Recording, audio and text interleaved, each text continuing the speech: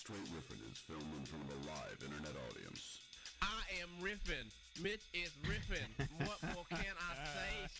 Straight riffing. Do you know how fucking desperate I am for some comfort in my life? I need that pillow.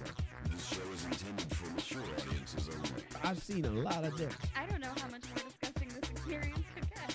Are you really not having a good time? I'm having a fantastic time. I just can't believe how disgusting you are. I kept yelling, I'm not going to whip my dick out. We talked about that. I'm not going to do that. Featuring your host, Mitch Marzoni. I don't walk around going like, hey, I'm really weird. Look at me, I'm weird. As far as I'm concerned, I'm perfectly normal. It's a litmus test for freaky people. And Teddy Tutson. I'm a hate mercenary. Yeah. All right. Hate mercenary. Hater for hire. Hater for hire. I should put on a bit of disguise. There are two victimless crimes, all right? One, jerking off when your window's open. Two, necrophilia. I'm confessing to a large-scale crime. Okay, all right. now. Legs akimbo, engaged in sexual discourse. Come on, man. What kind of guest are you? It's archived for posterity. Great internet. So it'll come back to haunt you every day. It's time to riff. Oh, that is right, bitches and motherfuckers. It is January 28th, 2013, episode 96, I'm pretty sure, of Straight Riffin'. I'm your host, Reverend Mitch, and it's time to riff the fuck on. With me, as always, is my co-host, the hater for hire, the difficult brown, Mr. Teddy. I hope you locked my front door. TMI. Tutson. How the fuck are you, sir? Oh, man, you know that I'm ever vigilant. Got the door on lock. Got my people in the streets on standby. Everybody is on the rooftops. Eyes peeping, son. We on bobbing and weaving right now. Keep on keeping on. Eyes on the prize. Okay. And our last white male guest until at least April. It's been a long time, making his first appearance in our new studio. That's right. Despite multiple appearances in our old studio. Mr. Justin Rupple. Yeah. How the fuck are you, sir? I'm fucking great. Thanks, Hold Mitch. on, I gotta fix Appreciate your it. shit. Uh-oh. There you go. Yeah, Boom. you're There good. we go. You're good. Yeah, There we go. You don't need to like get all up on it. As long as you're talking at the logo. All right. You hear the difference between I right sh- here and right here? Wow, that's very nice. That's what It's I'm very saying. nice. I like Yeah, it. yeah. So there you go. I'm feeling great, buddy. Yeah, good. It's good to be here. Yeah. What's been up? What's new in the world? A lot of acting, or trying to act at least, and doing the comedy as much as possible out there on the road. And being in Can we Los- talk about your recent Facebook post? Which one? In regards vis-a-vis the acting? Yeah. Let's see here. Which post are you referring to specifically? I'm telling you, you looked rather chef-like. Yes. Yeah. Yeah, it's a new Ruby Tuesdays commercial. All right. Yeah. That's you've hit. I Stardom. think you mean Rupple Tuesdays. Am I right? Come on, kids. Yeah. Okay. Yeah. And yeah, you've hit it big when you play a sous chef for a restaurant you've not technically ever been to. Hey, man, Ruby Tuesdays, bro. I hear it's good. I hear it's fantastic. It's fine upscale dining. Yeah? Is it? Is it just American whatever food? It's basically? quintessential American. It's an Applebee's with a little cuisine. bit more sass, or what? It's not sass. It's a little bit more pizzazz and Okay. a little bit I like more je ne sais pizzazz. quoi, Yeah, if you will. Yeah. I do like French words. Yeah. No, I worked at a Red Robin for like 8 years. I don't even know if you know. Love Robin. Love Red Robin. Yum. My favorite thing is a tip for the pros. Any burger / sandwich on the menu comes with bottomless fries. So I always say I'm going to need those fries out early. That's So right. then you get like sort of snacks before And your if, meal. and if you're a seasoned veteran, you get the extra crispy fries because we leave them in there for a few seconds longer, so they're not like all like pale. Yeah, and then they crisp and it's just beautiful. yeah, I've no, actually- their fries are the best thing. I've only recently begun to dabble in the Red Robin pool. Didn't really have them around, I guess, when I was growing up. It must be some sort of Western. It is. It started in phenomenon. Seattle. Midwest, Western. Listen, I thing. go to the Black Robin. and, The- they have black crows. Damn it, Or what? damn What's it. that? No, that wouldn't really work. I would not. It would be on a reservation, and no one would go there because the sadness would drive them away. But I would say that I was very impressed by some of the baller ass burgers. Yep. That and so much bacon. They had a bacon-based Chipotle. Shit was amazing, son. Yeah, they had bacon on bacon on bacon. If I can suggest anything, the Royal Red Robin Burger, which is basically a cheeseburger, Tillamook cheese and everything, but an egg on it. Oh, yeah. I have had that. You know what? That's one of those things that you don't think you like, and then you have it, and you go, fucking, that's how to make a burger. I can never be without it again. Yeah. Right. It's how to make a burger. And then you substitute, instead of the bun, you substitute a croissant. You're a communist. No, I'm not. No. Oh, my God. No, I'm telling you. Listen, I worked there for too long. Once again, I agree with Teddy on very few things. This is one of those things. I'm with him. You are a terrorist. I'm pretty sure that at the airport, the TSA could go like, "Do you like an egg burger with a croissant bun?" And you go, "Oh, delicious." Of course, I like a croissant bun. You've been randomly selected for an anal probe. All Americans like croissants, right? It'll be a miracle if we finish this podcast.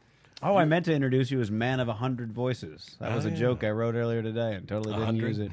It's shitty to bring it up now because it's not funny, but at the time it would have been hilarious because you would not have expected it. Well, it's usually man of 10,000 or 1,000. I counted. Hence why I said exactly. See, that was the joke. I counted it out once. I didn't get to 100. I got to 87 and I stopped. All right, hold on. I'll redo your intro. 10, the man of 87. Count them. I know you won't. 87 voices. Justin, Mr. 87 Rupple.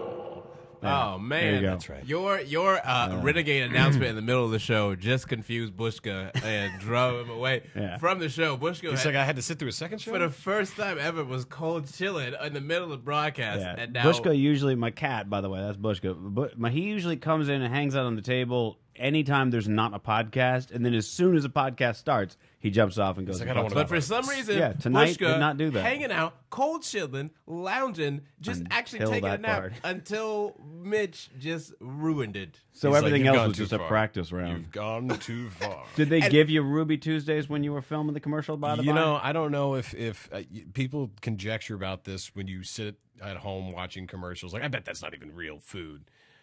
Technically, it is real food, except they cover it in the commercial with the glaze and with shit, glue, glisten, ambrosia. Glaze. Yeah. But no, it's something to make the food freeze in that position, so it doesn't move. So I literally remember watching a whole special on that on Nickelodeon when I was a kid. What is kind of funny about it is the whole time we're making and chopping real fine ingredients. Sure. And then at the back of the sound studio is a giant room full of people cooking actual Ruby Tuesdays food. Right. And then covering it in things to make it stay like that so that when we plate it up, that's what they see. Mm. And here's the nice thing. I used to think it was just like plastic shit, this is not an actual beef it's the real food. They're just freezing it for time. Right. Yeah.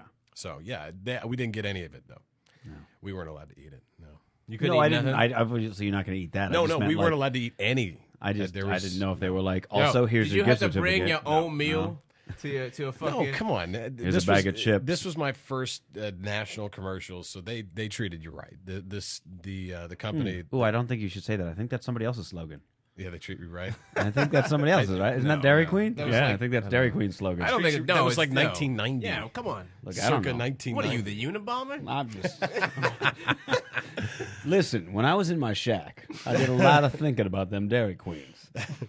No, it's just really it was really fun and educational because the guys and ladies there who were also cast were actual chefs. Right. Where I was just hired because... Did you get a fun catchphrase? I was talking to Teddy about this in the car. Oh, I'm not going to talk. He can't. There's no talking. He's not hired to talk, man. Look at him. Yeah. He's just hired to be... I was really hoping that you'd say something like, "It's Rubalicious Tuesday." If he hit them with the dazzling... Come see me down at your local Ruby Tuesday. He wouldn't be talking to us right now. He would be running his own chain of Ruby Tuesdays all over the country. Right. But instead, they have to keep him. Well, I was the reason there was a girl in high school that I went to it. She was like a popular cunt, and she did a commercial for Peter Piper Pizza, which I think is Justin Piper Pizza. I think that's just in Arizona now that I say it. No, man, there was some Peter Pipers in Texas. So, I feel like that's still Southwest though. Yeah. All right. Well, whatever. So in between pickling peppers, Rio Grande, baby, so on and so forth. There was a commercial where this girl, she was all dressed up in the Peter Piper Pizza outfit. And then, by the way, it didn't work there, which really upset me. Right. And in the commercial, she says, "It's pizzerific," like with this real cunty, precocious. By the way, precocious. You're 16, that's precocious. Precocious is upper class for young cunt, I think. That's what I think. I've never heard precocious. Actually, if you When look somebody at, wasn't just trying to say you have a young cunty daughter, when they're like, "Oh, she's very precocious." That's not a positive thing. Precocious does feel You like a can just word that was slide it invented in. by rich people to insult you without you knowing you've Yeah, been insulted. she's a very precocious. Hi, my name's Susie. Like that's a, you know what I mean? I think the first time I ever fucking heard that filler word stuff. was in that song "Supercalifragilisticexpialidocious." Feeling quite precocious. Right, Yeah. precocious. Yeah. Anyway, All so the thing is, because I was on the bottom of the rung in the social hierarchy of my high school, Right. and she was, right there at the top. Every time I walked past her, I'd go, "It's pizzerific!" But I'd look down at the floor. I wouldn't stare at her or anything, so that she wouldn't like. Sure, Right. right. There was She just this couldn't voice in her know. fucking head. Right. I don't know if maybe she killed herself or something. I don't know. I have no idea what happened to her after that. But. No. So I was hoping that you had a fun catchphrase that I guess could you have sneak not been past to any you. high school reunion, is what I'm saying. The only reason to go to those is to fuck girls that wouldn't fuck you in high school. And I did that in the off time, it turns out. Well, then you're one of the lucky ones, right? Yeah. I went back to Phoenix do for a it. few vacations, and didn't I'd know. run into girls I saw in high school, and I'd be like, "What are you doing? We should get some drinks." My high school experience for me was like There's only like two more on the list. and much then like I'm the done. much like the champagne room. There's no sex in the champagne room. Yeah. Much like there was in I high didn't. school. No, I didn't have any. I'm not talking. I didn't fuck them in high didn't school. matter. It I'm didn't talking matter. about Any of the girls long from high after high school when I visit Phoenix. I don't. If I recall, I only think I had sex with one girl from my high school at all. Period. Were you in high school at the time? No. Oh, No. somebody's creepy. No. No.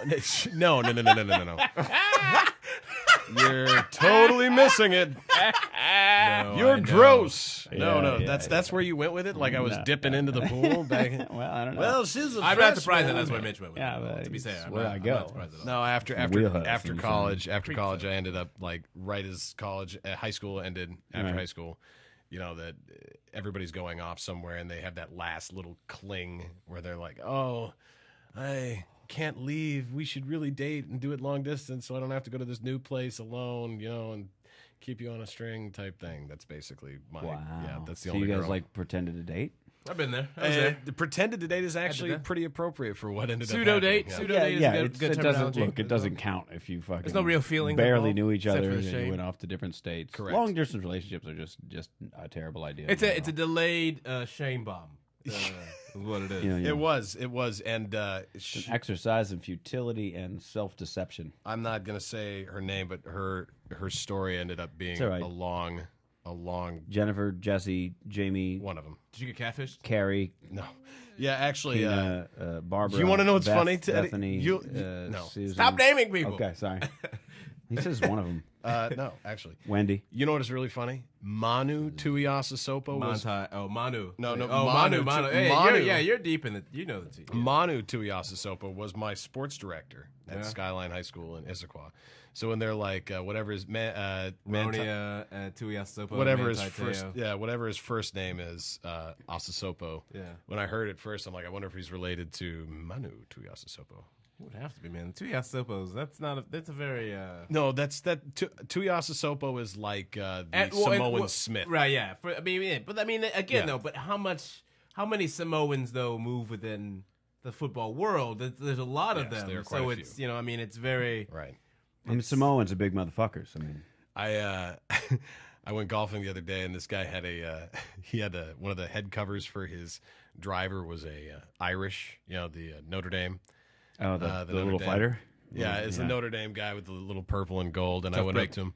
I was like, "Hey, did you go to Notre Dame?" He said, "Yeah." And I said, "So that's your Notre Dame head cover?" He goes, "Yeah." I said, "So is there actually a club under there, or is it just just pretending to hold something?" Oh, I didn't That's good. realize. I just now realized. The other guy I was was waiting to see where Mitch. Yeah. Look, Delayed reaction. I only barely know about. That's it 'cause, what A, comics it's go like for. I don't really get into like celebrity gossip shit, And then B, I pay This even is not gossip. and This is what I get so mad at. but I pay even less attention to sports gossip. What's you So motherfuckers is so... you got to understand, like I hear a little here and there. And Here's the thing: there's nothing you can like. All the podcasts I listen to, everybody's fucking talked about it. So That's to 'cause me, they like it's been talked about to don't death. know what the fuck they are talking about. And Oh, and shout you out, do. Yes, shout out to Alex Mandelberg, because I feel like me and him and maybe like 8 other people in the fucking nation really understand what this All right, thing break is. it down because I got to hear You know your what? First theory. of I all- know what's going on. First of all, I think I do, don't but really we'll appreciate see. your fucking dismissive eye roll. I'm gonna be dismissive and eye rolling because I love this. That like you know it. Talk to me. It's dude. not- You and 8 Talk to people. me, Teddy. All right, Talk go to me, ahead, Teddy. go ahead. Talk to All me, right, no, Teddy. no, First go of all, I ahead. mean, what you're witnessing is a All right. large-scale institutional cover-up amongst the elites that was done all the time in the 20th century, except now they're realizing the ground has shifted underneath them, and they cannot just bamboozle idiots and gullible rubes as easily as they did in the 20th century. Yeah. You are basically seeing that Notre Dame came out with their athletic director and blatantly lied at the beginning of this. ESPN looks like a bunch of fucking PR tools and stenographers, which they have been for years, but now it's out exposed for everyone because they sat on a story, didn't really bother to investigate it because they were too busy trying to get a video access to Manti Te'o so they could spread it across all their platforms. You have over 20 major mainstream media outlets that failed to do basic diligence on a verifiable fact that could take 20 minutes with an Ancestry.com search, man. You are talking about such a widespread institutional failure that it is startling to have it all laid out in front of you in stark terms. So fuck everybody who sits around dismissing it as a bunch of stupid petty gossip, because you motherfuckers don't want to bother to understand the fuck is really going on. And that's all I got to say. What up, Mandelberg? Holla at your boy. Okay. Well, It is an interesting There point is because it's an interesting point. well, that's not the route at all that we had originally started the conversation. And no, I have no. I made a joke. I'm not dismissing what you said. It's a salient point. I don't know what you want me to applaud. I'm not dismissing you. I apologize for the eye roll of earlier. I literally thought you were going to talk about. Here's a decent segue. Yeah, because you dismissed it, and that's what I get fucking infuriated by. All right, well, it's over, right, and I apologize. Come We'll on, move man. on, man. All right. Okay, fine. All right. Uh-oh. Calm down. He's got 86 more to go. All right. Oh, no, wait. There was a terrorist one in the beginning. 85 more to go. yeah, I'm counting them down. Here's a related story. The Daily Show covered it last week. CNN took back all their funding for all investigative journalists in the field. So now they will not send journalists out of their offices to go investigate stories because they say that it costs the organization too much money when we can just have a person over there that we contract to tweet about it. Or you find someone on Twitter who's like, oh man, this breaking news thing just happened and involves someone that I know, and then some stupid-ass producer from CNN says, hey, would you like to talk about it on camera? And that's your investigative Right. journalism. They said that saves money and no one's really interested in seeing Edward R. Murrow over, England with the bomb sailing overhead. They said that's pointless now. And the irony behind it was John Oliver on The Daily Show went to go interview the guy who has been in the field investigating horrible things and atrocities across the globe. And he's like, so you're unemployed now? He said, no, I work, I still work in television. He says, what do you do? He says, I'm a news consultant. He said, I thought the news fired you. He goes, no, for Newsroom on HBO. Oh, He said, I see. Wait a second. Yeah. So all these investigative journalists that were let go went to a fictional news program on HBO. He said, that's right.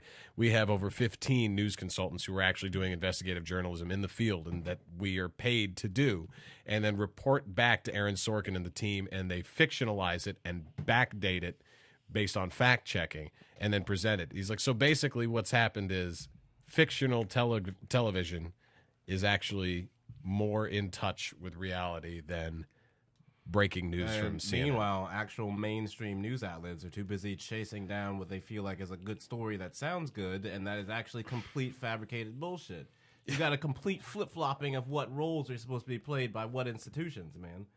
It's one of the most bamboozling things that you could see, and it's no reason that most people are running around fucking cynical and anxious and despondent about everything, because, that shit is fucking asinine. It's no way for a fucking 21st century superpower to function. You can't do that. It just can't happen. So lighthearted. Yeah, good times indeed.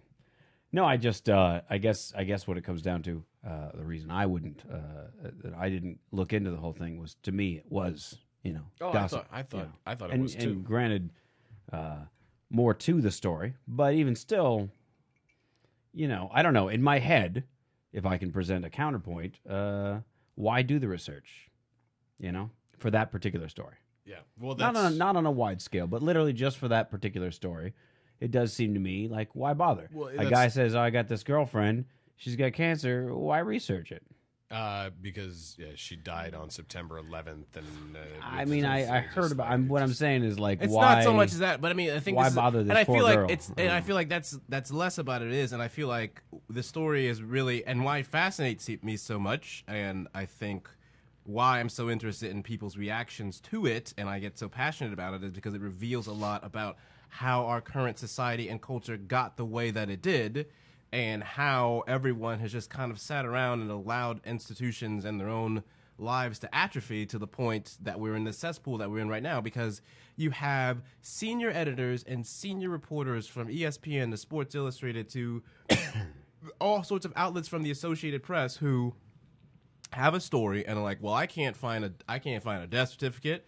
I can't find an obituary. Can't find a birth certificate. I can't find any record of these people. All of them are actually. I can't even find a record of this girl at Stanford University. Okay. Yeah. But I'm just going to run it anyway. All right. And if you extrapolate that, it's 10 years removed from the fucking Bush administration doing the same thing with the New York Times and Judith Miller with the Iraq War. It's no different, man. We haven't come far at all. And the fact that now sports media, which has for a while been sort of respected as being like, well, at least with sports journalists, they got facts and they deal with things. And, like, if politics had more sports journalists kind of thing reporting, then we wouldn't be in such a shithole. And now you're realizing that there's no difference between the two of them. Well, look what happened to Lance. I mean, right. Here's a guy I'm no shame. I fucking loved that guy. Lance Armstrong was like a personal hero. That guy leaving people in the dust and pissing in the face of anybody who said you can't do something, like come back from 8 different types of cancer and fucking win a Tour de France, let alone 7. There ain't no place to hide anymore. You can't get away with this, and it's. That thing is still strange to me on account of like the amount of doping that was going on back in that day, where it's like, who what I mean? I will bash him for the continued lies, but you can see the dude doesn't make his money from Tour de France. You know what I mean? He makes his money from a billion other things. But I think that's partially why he's such that's why he lied so much. No, it's why. No, it's why he's dropped out of public favor. Is what I'm saying. There's a lot of people that. I'll give you a perfect example. My mother, before she died, one of the last things she wanted to do was do the Lance Armstrong walkathon thing that they do. The Live Strong event in Northern California.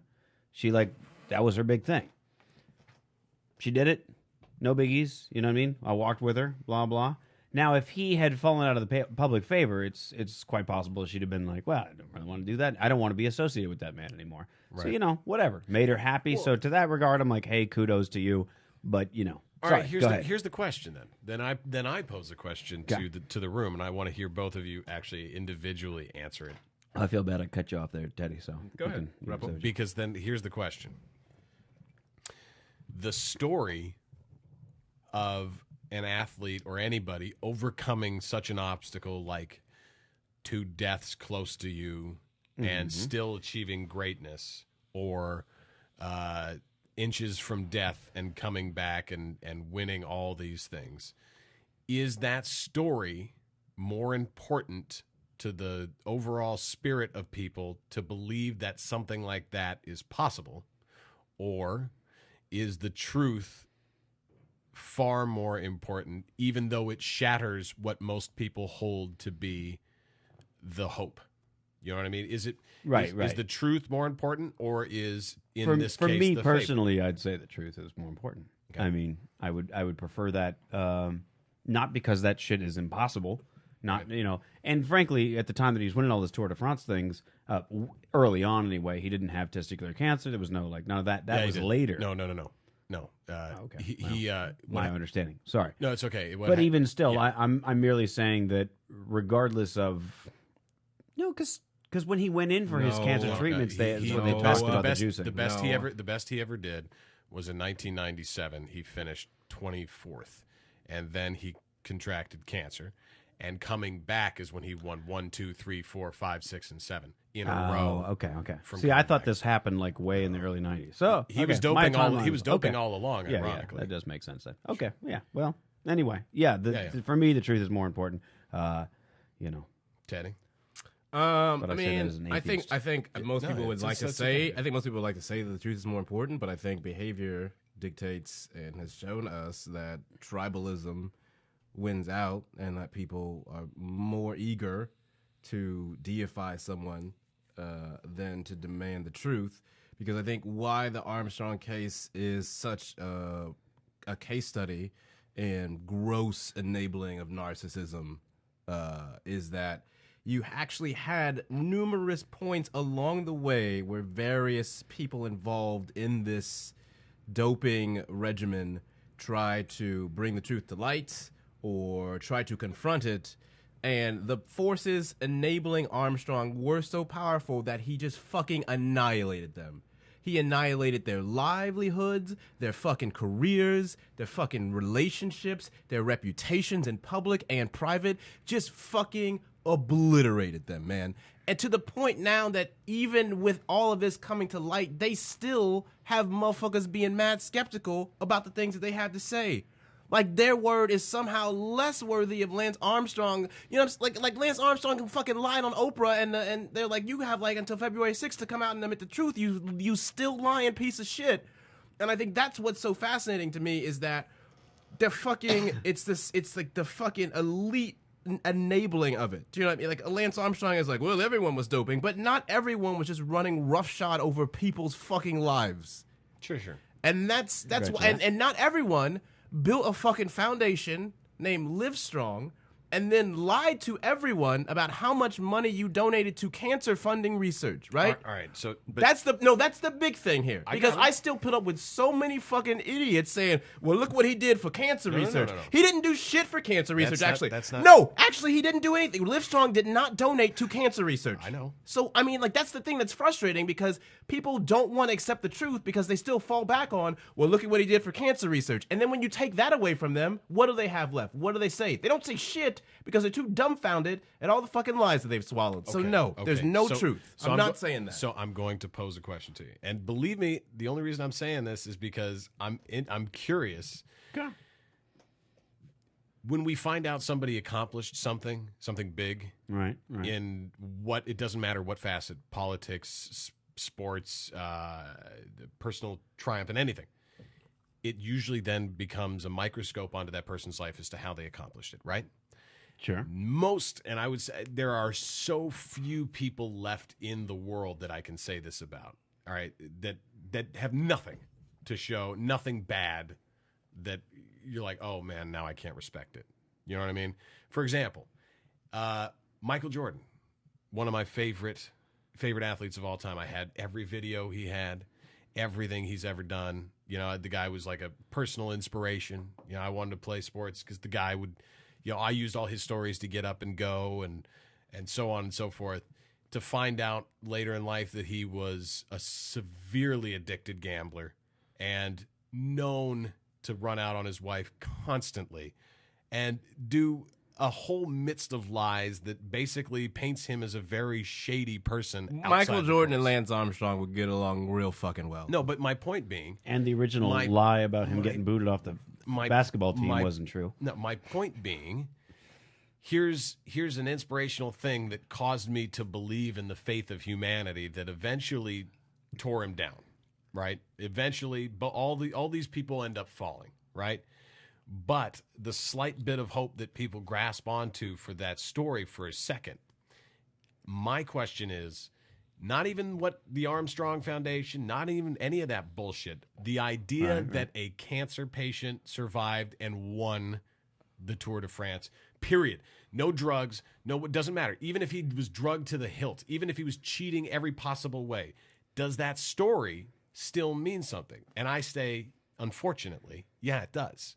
Because there are tons of good people out there dying of mesothelioma or some sort of cancer they didn't bring on themselves who are thinking, well, if somebody else could do this, I could. Now, fuck the rest of the shit the guy did. He's a horrible, disgusting human being who deserves to have everything perpetuated on him forever. Forever. I took back all the stuff he gave. I'm trying to get rid of it. Well, yeah, but what you're saying is, yeah. in essence is basically the very same argument that religious people make about why they would still, or like a Catholic person still makes in light of pedophile things. They're like, well, yes, that's terrible, but they've done a lot of great things for medicine, or like they have a lot of great hospitals. It's the same exact argument. No, it's not the same exact argument because this guy didn't rape little children. Okay, he right. cheated in a race that well, doesn't really but mean I'm merely talking No, about he didn't an just organization. cheat in a race, bro. Okay, hold on. Is that the same as raping children, Teddy?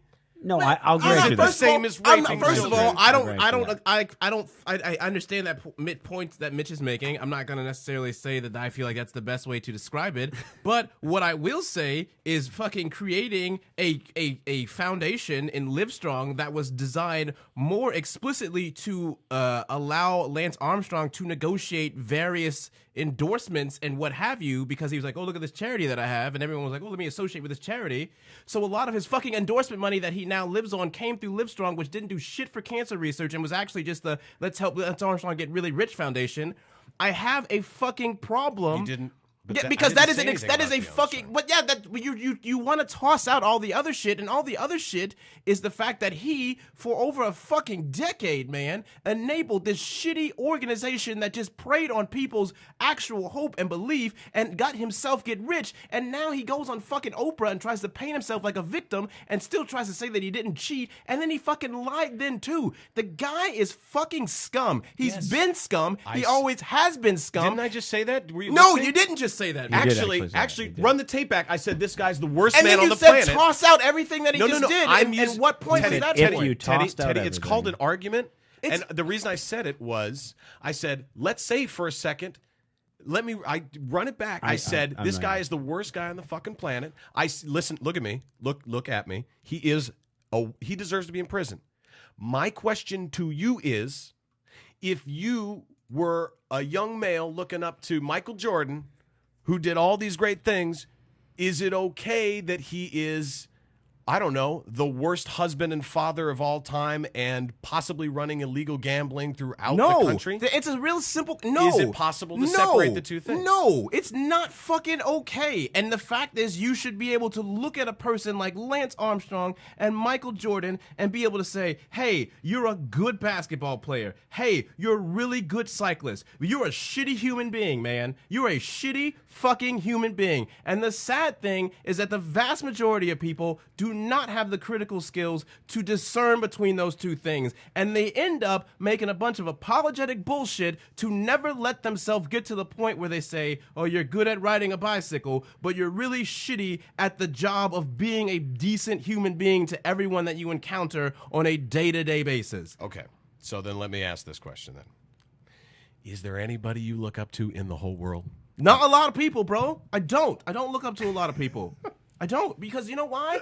The world has been it's a fucking cesspool, dude. I really don't look up to and admire a lot of people. I admire a lot of people who lived and did some real baller shit, son. Because they weren't alive in the time that we could have this magnifying glass. No, man, because we know much about their fucking history now. We put it together. I admire Frederick Douglass. Frederick Douglass cheated on his wife. Okay? But I also can recognize the flawedness of Frederick Douglass' humanity versus the things that he jump-started historically in terms of advancing the rights for minorities in the United States of America. So you give him a pass? I'm not giving him a fucking pass. I'm asking a question. I'm saying I recognize his historical accomplishments, but I also recognize his flawed thing. But I'm not here out there fucking every day being like, Frederick Douglass is one of the greatest people of all time. I'm like, he did some good shit. He did some good shit. Listen, I didn't say anything about Armstrong that way at all. I mean, you're phrasing it as giving it a pass. No, I'm not. No, I'm not. What I'm saying is, if you're dying of cancer Does it make a difference if the guy's the worst human being on the planet? Or is there a part of the story,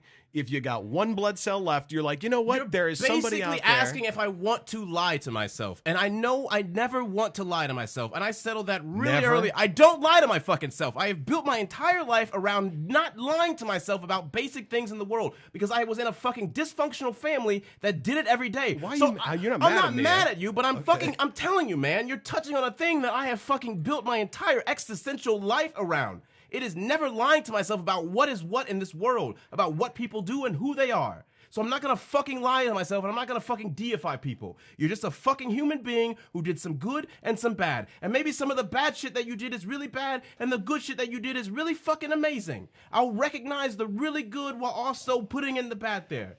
Okay? We've reached enough time in history where we could fucking tell the complicated story of Martin Luther King, who fucking stepped out on his wife as well, but did all these great things, right? It's not a fucking hard thing that we do as a civilization. But for some reason, when it comes to athletes, we have to fucking pretend like it's so goddamn hard to untangle that you're just a fucking person who does an athletic event really well, and you're really shitty outside of it.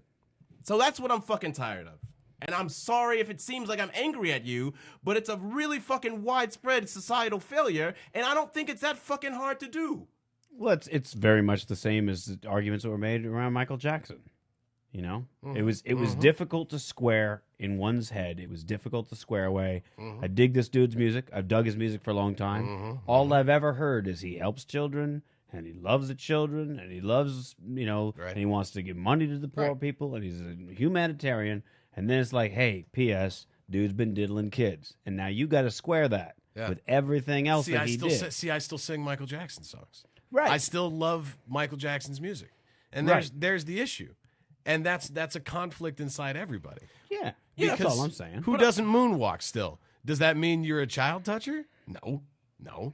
You like the music. But there's a difference in saying, like, yes, I enjoy Michael Jackson's music, but I can also have a rational conversation about the really flawed aspects of humanity versus people who are like, Michael Jackson's a fucking saint. And that's the fine line that we can't really have. Just so Most you know. people don't fall into that camp of, I can know. have a conversation like that. A lot of people are real fucking irrational. Just so you know, I started the conversation with saying these people don't deserve this. And I said Armstrong should be in jail and in prison for his lying, his horrible shit that he's done. I am aware. Here's the sad thing, and this is just the commentary I had. The sad thing is there are some people dying of cancer right now that would love to think that this was just a dream and this isn't the most horrible human being on the planet. I would love to have somebody else's story come out, but I fear what will happen when someone else's story comes out about some success. And well, haven't you? I mean, there's a multitude of stories throughout fucking life or whatever have you. Yeah. Where there's like a grandparent on their deathbed, right? And like their favorite grandkid that they just love to death does some fucking horrible shit. And it's like, let's just not tell him. Right. Let him die. Let him die in peace and not know that his favorite grandson is a rapist or whatever. Like, let him remember that his favorite grandson Which ran I the feel fucking like is path. such a fucking paradox, though, because a lot of those people. Well, it's about that preserving of the memory. Can we just you know what I mean? I get that, but let's fucking walk it through, okay? For a lot of those people, they believe in some sort of afterlife, right? Am I wrong? Oh, okay, that's probably fair. Yeah. Okay, Yeah. So in that afterlife, they're hanging around with a fucking omnipotent, omnipresent being who knows about everything, right? Mm-hmm. So if we're just fucking extending it logically, Right. it's again, I'm just going to fucking lie to myself and then lie to this person because the fucking person that you're preserving the peace for is going to find out that you lied to them. So like, if I am the person that's going to then lie to about the grandchild being a fuck up to my parent on their deathbed, okay? Omission of truth. Do you count that as a lie? Can we just fucking... All right. I'm just kidding. That's a different conversation. Then but all right, of a sudden, if you go to heaven, okay, what I'm Right. projecting is you're going to be there with your fucking parent. They're going to be like, why didn't you tell me this kid was a fucking failure on my deathbed? How come you fucking lied to me when I was about to go out? That's what I'm imagining. I'm imagining getting up to heaven and not actually having any peace because they're like, why did you treat me like a piece of shit, like a fucking idiot, just because I'm dying? You think I don't want the truth? Huh? You think I'm a fucking fragile piece of shit? I lived my whole life as a fucking hardened human being. So that's what I'm saying. I'm really saying is we are basically dancing around the fact that a large part of, I don't really want to say the human condition, but I think it is a part of the human condition, and I think it's exacerbated within Western culture, is the sense and the need to be when you're confronted with a really hard truth that it's tough to reconcile. Absolutely. The immediate instinct is to say, how can I cover this and bury this? And what I'm saying is, if human society is to ever advance past the utterly depressing point that it's in right now, okay? Motherfuckers is gonna need to get the fuck over that, all right? Motherfuckers gonna need to grow up and be like, I need to just fucking deal with truth because that's what fucking adult human beings do. And I need fucking hundreds of millions of motherfuckers to do that every day, consistently, forever. If anybody has a fucking chance of living a somewhat not utterly forever depressing life. Can I throw some science at you? Justin and I both read this the same book. You Are Not So Smart is the name of the book. Man, you don't tell me about everybody getting smarter every year and that bullshit again, dude. No. That's not even what I'm saying. No. That's not the point at all. What I'm saying is that in the book, and you can read up on, this is not just in the book. You can read this all over the place. There's many scientific studies wherein the human brain, one believes that they believe what they do because that just makes the most goddamn sense, and they have considered all possible options and said, okay, I've looked at the playing field as I see it, and I have picked out the winning card that works for me. And they believe that we do this every second of the day. Exactly. And they believe that when new playing cards are added to the deck, they look at it, they pick it up, they compare it with their current card and go, no, I'm sticking with my current card. That card still does not make as much sense. When in reality, what your brain does is pick up that new card and go, I'm sticking with my old card because all other cards are bullshit. Because I need to feel good about that decision. The brain is an asshole, and it's an egotist, and it doesn't want to ever be wrong. So how do you evolve past that? I'm not saying you do. No. That's what I'm asking. I'm asking how do you push past that? I don't. Because that's literally my whole point. Well, like I got the fucking study, man. My point is pushing past that. Right. And I'm not. I get it. I accept your premise. Well, if I can have. So what, dude? You are getting so frustrated, man. Yes, no shit, I am. Yeah, let's have a conversation. We are, but don't act like I can't be fucking frustrated by the conversation. I mean, goddamn. I really wish you weren't yelling all the time about it, because I feel like this is the exact problem. Whatever. Is because we could have a fucking a rational conversation where nobody's yelling at each other. Whatever, dude. Keep going. Make your point. Keep going. Jesus. Keep going. I'm trying. So what I'm saying is that, yes, having done a lot of research on this kind of thing about butting up against things I don't agree with, I have started to recognize that. And when I see it, it's weird to me because I'm trying to square with myself because I don't really know, because it's our fucking brain. And you are basically your fucking brain. And when I come across stuff that I'm like, that doesn't agree with everything I know to be true, I think to myself, am I dismissing it because of my own mental bias, or is this actually bullshit? That is a difficult thing. Let's also point out and that would be that's how you America, move on. in particularly, very uniquely as a culture, is one of the most neurotic anxiety societies on the fucking planet right now. There are some really unique things to America that are not fucking as widespread internationally as we like to think, okay? As fucking John Kerry testified in his Secretary of State ceremony, the most fucking powerful nation on earth is paralyzed by an almost inexplicable anxiety of everyday fucking life. Because you have been so fucking lazy and just afraid to confront truth as a culture for decades upon decades upon decades upon decades, that now, when you have really been backed into a fucking corner, I gotta listen to fucking scientific studies about this and scientific studies about that are all just saying the same point, which is your grandparents were a bunch of fucking cowards who couldn't really face truth, all right, for the most part. And then they had some kids and they passed on the same fucking shitty legacy to them too, okay? And then they having kids and they passed on the same shitty legacy to them too. So the richest motherfuckers in the world have the worst psychology in the world. Let's be really honest about what we're talking about here. There's a lot of things that are unique to Western culture that are not found in Eastern culture. So when you talk about that science, who are the fucking people that they're talking about when they have those fucking the brain. Studies? No, but when so much of the fucking studies that we point to in Western society are done with only fucking white upper class people. Usually. That's how, like, breast cancer research, all the fucking breast cancer studies for decades were just white upper class women. That's it. So I don't want to fucking hear about your goddamn brain point, man. You don't even have a fucking real good pool of fucking people to choose from. You know why? Because you don't give a fuck about fucking poor people. So I don't want to hear the shit, Mitch, because it's just a bunch of apologetic bullshit. How do you know? How do you know that it's what the study is with all the studies throughout time?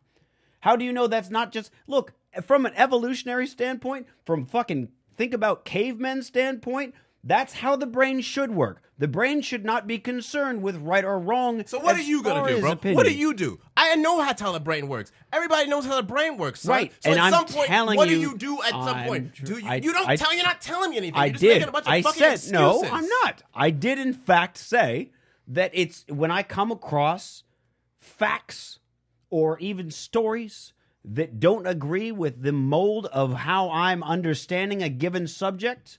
How did your brain? I think to myself, am I dismissing this because it's bullshit, or am I doing it because I have a cognitive bias because that's how the brain works? No, And it's not here's how to- the brain works. How did your brain get the way that it did, Mitch? Where did your biases come from? It's called priming.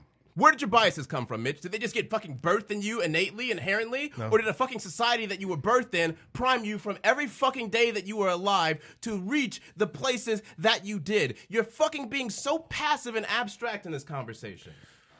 Rupple, go ahead. I'm scared. Here A lot of screaming and yelling. A lot of screaming. Sorry, this is my Monday. Here's my example from my own life. All right. One of my college coaches, one of my high school coaches, my tennis coach, gave me books to read on Zen and trying to calm my mind and being a good mentor to me, and was very kind to me and did a lot of great things. And then he got fired for telling one of the girls who was in his gym class. She went up and asked what her bra looked like. She was trying to get a grade marked up. And he said some inappropriate things and he was fired. So in my head, now I've got to justify, okay, I didn't believe what they said about what he said because I was primed by him with some very good wisdom. Oh, he said some nice things. He did some really good things for me. Yeah. So my tendency was not to believe the first thing that comes out. Sure. Albeit that happens in everybody's life. You're driving in your car. Turns out Volkswagens are the most dangerous cars on the road. Well, I've been in a Volkswagen for 6 years and I've never been in any problems. That's priming. And it doesn't matter if it comes from society or from your own behavior. Something is going to get into your head before the opportunity comes up. So priming in my example with Michael Jackson or Lance Armstrong, these are two guys I enjoyed watching until the fallout came. And then you have to go back and try to justify now, is what I feel now is that because is there nothing to be taken good from the situation? Should all the points that they made without those ulterior things that happened in their life, should those points still be considered? Or is everything for naught and nothing is real and everything is a lie? Sure. Because what happens Well, is... the lesson of fighting against what ails you and fighting against your, beating back the bar and so on and so forth, that's a universal...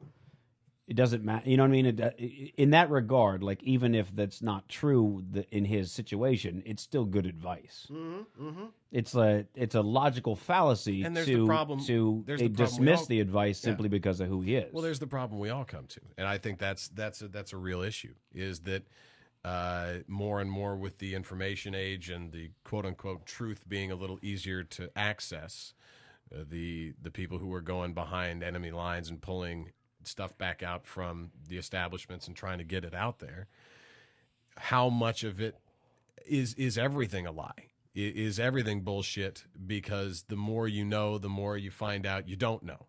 You know what I mean? Right. Is there anything that you can hold true at all? Because my question then becomes, if I look hard enough in anything, I don't know if I want to. You know what I mean? Like, we're all comics, right?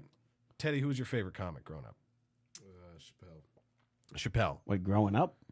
Yeah, he was growing up the same. That's right. I saw Chappelle at 15. I went and saw Chappelle when I was in middle school. Yeah, 15, 14. All right. So yours, Mitch? Cosby, Carlin, Pryor. Right. So when we were growing up, we wanted to be like these guys and have a great career where we're all, loved and cherished and all this shit. And it doesn't matter which one of those guys we just said. But Cosby drugged a chick and tried to molest her on his couch. Yeah, Jenny shot himself in the face. Jenny shot himself. Richard Pryor has a long list of sins, if you will. Carlin seems the worst he had was a small drug problem that he admitted to. Here's my question. My question is, it's like, at what point do we go, is there anybody to take example from? Because I still look for it. Because I consider myself pretty unknowledgeable in the world. Like I don't know much for sure. I guess I really don't think it's that hard of a fucking question because the fucking first thing that you do is you look at your parents, okay? Oh, well, let me see what's what with my parents. Your fucking kids imitate everything around them. We know that. Human beings are imitative creatures, okay? The first thing that you're going to imitate are your parents or the people that you think are your parents. So if your parents have some sort of functional relationship, that's going to be the structure that you will then learn to imitate things within, okay? One parent's dysfunctional, one's functional. You're going to learn to imitate things within that structure, all right? So it always builds out from there. If your parental units are fucking dysfunctional, then from there on, you're going to have to work hard to counteract the hardwired dysfunction that's built into your brain. Absolutely. Do you understand what I'm saying? So that's why, like, when I hear all the fucking science studies, I get it, but I also understand that everyone is dysfunctional from birth because it's very rare to have two functional people meet up with each other and then put up functional confines for a child to fucking live within. And then even within those functional confines, you're still going to hit dysfunction and you're still going to have to do things as parents, okay? Sure. So in that regard, if your parent, you have to wrestle at the very beginning with the fact that, oh, my parents aren't the gods that I think they are. My mother isn't the god that I think she is. My father isn't the god that I think they are. They are both of them. If you are in the same sex household, my father's or my mother's, whatever. Sure. All right? If you can't wrestle with that, then the game's fucking over from then on out. Well, most people don't. And that's why the world is terrible. Most people are too terrified. That's why the world sucks. Just wait one second. And that's why it sucks. Well, here's my theory. You want my theory, Teddy? Go ahead. You want to hear my theory? I'm very interested. You're going to hate this. It's love. That's the reason. Yeah. Because here's the problem. We want to... I think you actually just... Go ahead. You're not even going to... Teddy's tuned me out, so it doesn't matter. I have not tuned you out, but go ahead. Please, that was rude, but go ahead. No, because you've been not looking at me and like huffing. I'm looking at Mitch. I'm not tuning you out. Just because I don't want to look at you doesn't mean I'm not tuning you out. So go ahead. There are people in my life I really care about. Really, really care about. So much so that I'd put my life on the line to be in front of them. Okay? To stop whatever comes their way. I appreciate you doing that for me. Always, Mitch. Turtles all the way down. That part of me that loves you and my mom and my dad and my fiance and my best friends and all that shit, that part overlooks the errors I know they do. Okay, so it overlooks that constantly. And for me to have kinship, which on Maslow's hierarchy of needs is number one, feeling as if you fit in somewhere and you are accepted. We almost need that more than air and water.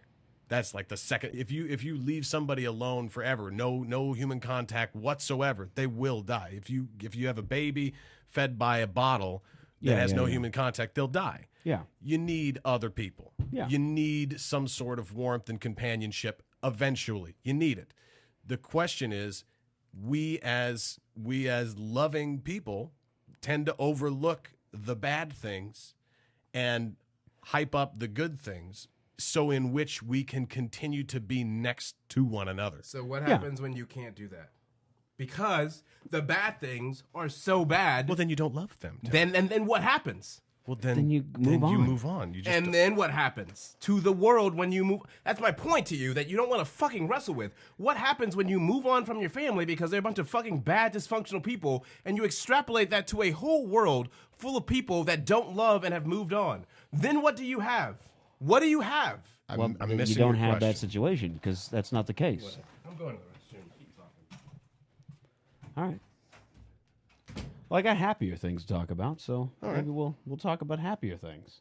I don't know. I'm not sure. We're hitting a strange wall, so I certainly don't want a podcast filled with everybody yelling at each other. So, we can move on to happier stuff. There's no reason to go on with this if we're just going to butt heads left and right. So. It was sunny today. It kind of was. A little bit cold. A little bit cold. chilly. It's been ridiculously cold lately. Wind. For Southern California especially. It's been like, 2-3 layers of clothing kind of shit. I mean, I'm a giant pussy in regards to weather. No, I can feel myself getting sick. It's like, it's below 60. I don't know. But you're from Seattle. I know. That's how where it's much. cold That's how and much wet. of a piece of a shit I am. Dude. But you've reached the 3-year mark. Yeah, that's the what 3-year happens. mark. The 3-year mark is the when you become a weather actually, pussy. The temperature actually comes up. Yeah. It's just 3 years living in Southern California, you will turn into a temperature pussy. It's just a thing I've noticed. It's like, I don't care. I've known people that move from fucking Canada. 3 years, it hits below like 60, and they're like, Jesus, it's cold. Yeah. You're like, you fucking lived for 20 years in Canada. By the way, if there's anybody listening to this in another state right now and wants to kill us because we're having this conversation, I don't blame you. I want to drive an ice pick down my own eye. This is fine. I realize what a horrible person I sound like by saying that. I realize. Yeah, look, but the thing is, there are better cities for living. The only thing that LA really has going for it is nature. As soon as humans get involved, the whole thing falls apart. But like all the great things are just like what nature. If you could just level the thing and start over, we'd probably be better off. But so your traffic in a different city, I guarantee you it's better. Probably a definite lack of graffiti in comparison. Probably a lower crime rate. There's probably a lot of things. Oh, I'll tell you. You know what's funny? There's more crime on oneself in Seattle than there is amongst other people. You know what I mean? Like cutting. Oh, sure, suicides. Sure. Yeah, suicides are the number one cause of death. There are a lot of masochistic behaviors out there. A lot of people looking for the comet coming on the other side of the moon. Yeah, you know what I mean? Yeah. It's the black hole sun, won't you come? What was the wash away all the rain? The argument I heard the other day was you cut yourself because you want to at least take control of the pain. Which I was like, that's the saddest thing I've ever heard. That's like, I don't know why I'm laughing. I think it's because you laugh, but like, you know what I mean? It's poetically genius. You do it's realize, like, I'm gonna be in pain anyway. I may as well be the source. You realize of it. you just did a Goo Goo Dolls song. Oh God! No. You bleed just to know that is you're a rip off alive, of 9 Inch Nails right there. And I don't want the world to see me. Oh God, I hated that song. Because I don't again, think it was a rip off. He ripped off 9 Inch Nails, man. Which song? I cut myself, or I hurt myself today just to feel, just to see if I could feel. Yeah. That's right. It's yeah, you bleed just to know. You know that guy called Reznor. He was like, "What should I throw in here?" And he's like, "I don't know. Just you bleed just to know you're alive. Leave me alone. I'm writing my own sad songs. Listen, I'm busy. I'm working on a double album right now. If you don't mind, I've got 48 songs in the burner. I need to go. Go fuck yourself, Goo Goo Doll." The name of that album, the saddest thing is like the name of that album was Dizzy Up the Girl. Dizzy Up the Girl, that's right. Just like get a bitch drunk. Baby's black balloon makes her oh God. Almost fell into a hole in my life. I'm sad that you know anything at all. Oh, are you kidding? I'm so Nicolas sad. Cage movies in the 1990s. Sorry. I'm so sad about that. I'll take Nicolas Cage for $700, Alex. Oh man. All right, moving on to happier news, if you will. Let's see. Happier news. Oh, here we go. This is a internet-based release, a sort of a cover band called My Dick, wherein he replaces one word of a song's title with dick and sings about his dick. There's, for instance, Imagine My Dick, The Way My Dick Is, Fields of Dick, Dancing in My Dick, Dick on My List, Everybody Dick Tonight. Do they know it's my dick? Don't go breaking my dick. More than my dick. Does he actually make the song? Yeah. No, Imagine My Dick is pretty good. I was listening to this earlier. Imagine. Yeah.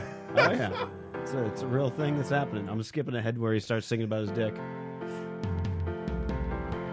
My dick, all the people. My dick for today.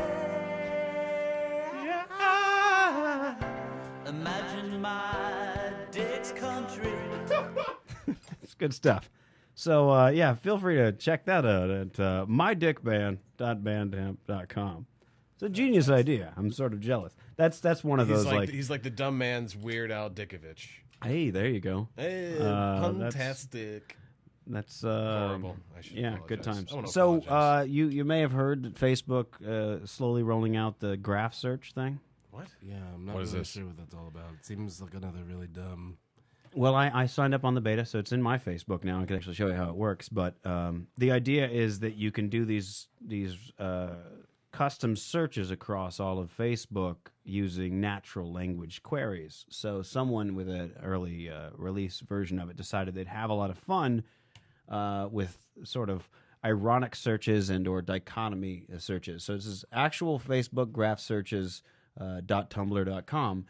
For instance, mothers of Jews who like bacon. That's a thing you can search for. Mothers of Jews who like Married bacon. people who like prostitutes. What? And you can actually click a link to see these people's spouses, as you can see down in the corner, as he highlighted there. Current Tesco employees who like horses. All right.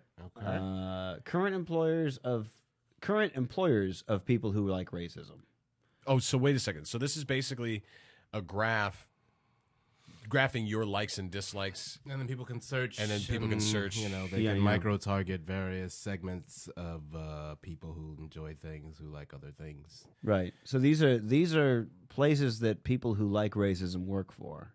The U.S. Air Force, Target, McDonald's, Alpha Biofuels, Expressway, Touchless Car Wash. Tough break for the car wash. Yeah. Spouses of married people who like Ashley Madison, the famous Life is Short, Have an Affair. Mothers of Catholics from Italy who like Durex condoms. That's a interesting search. Family members of people who live in China and like Falun Gong. People who like Focus on the Family and Neil Patrick Harris. I feel like that would probably be a surprising amount of people who probably don't know he's gay. Yeah, clearly. They don't believe it. That they believe it's a publicity stunt. He's got to be straight. I mean, do you see the acting job he does on How I Met Your Mother? That can't be gay. That's not a gay man. No I way. like him too much. How's this one? Islamic men interested in men who live in Tehran, Iran. And you can click to see places they've worked. Those are some real bold motherfuckers. Hey, you know, we already have something like this. It's called cable television. Single women who live nearby who are interested in men and like getting drunk. Now that's a search I intend to do on my own. It's just a as really. I mean, I don't understand whatever Zuckerberg is thinking with his. He's thinking more money. I mean, it's always. He's thinking more I mean, money. again, anyone who thinks Facebook is anything other than a wet dream for marketers and advertisers is just.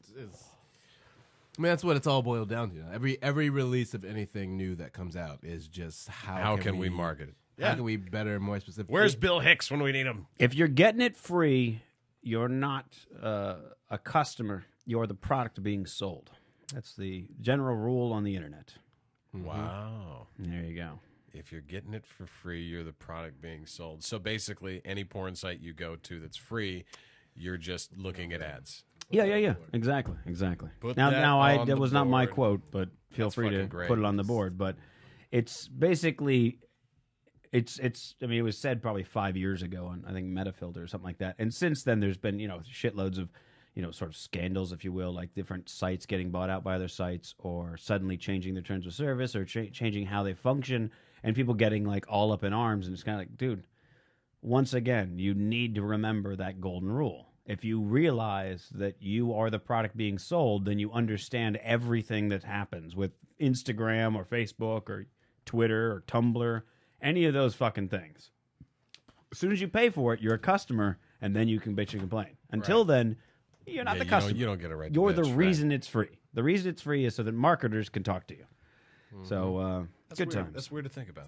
Here's 14 wonderful words with no English equivalent. This does not include Schadenfreude, by the way, because probably that's too well known. This is one Georgian, Shimama Jamo. You know when you're really full, but your meal is just so delicious you can't stop eating it? The Georgians feel your pain. This word means I accidentally ate the whole thing. Shimama Jamo. I'm probably not saying that right. SHEMOMEDJAMO.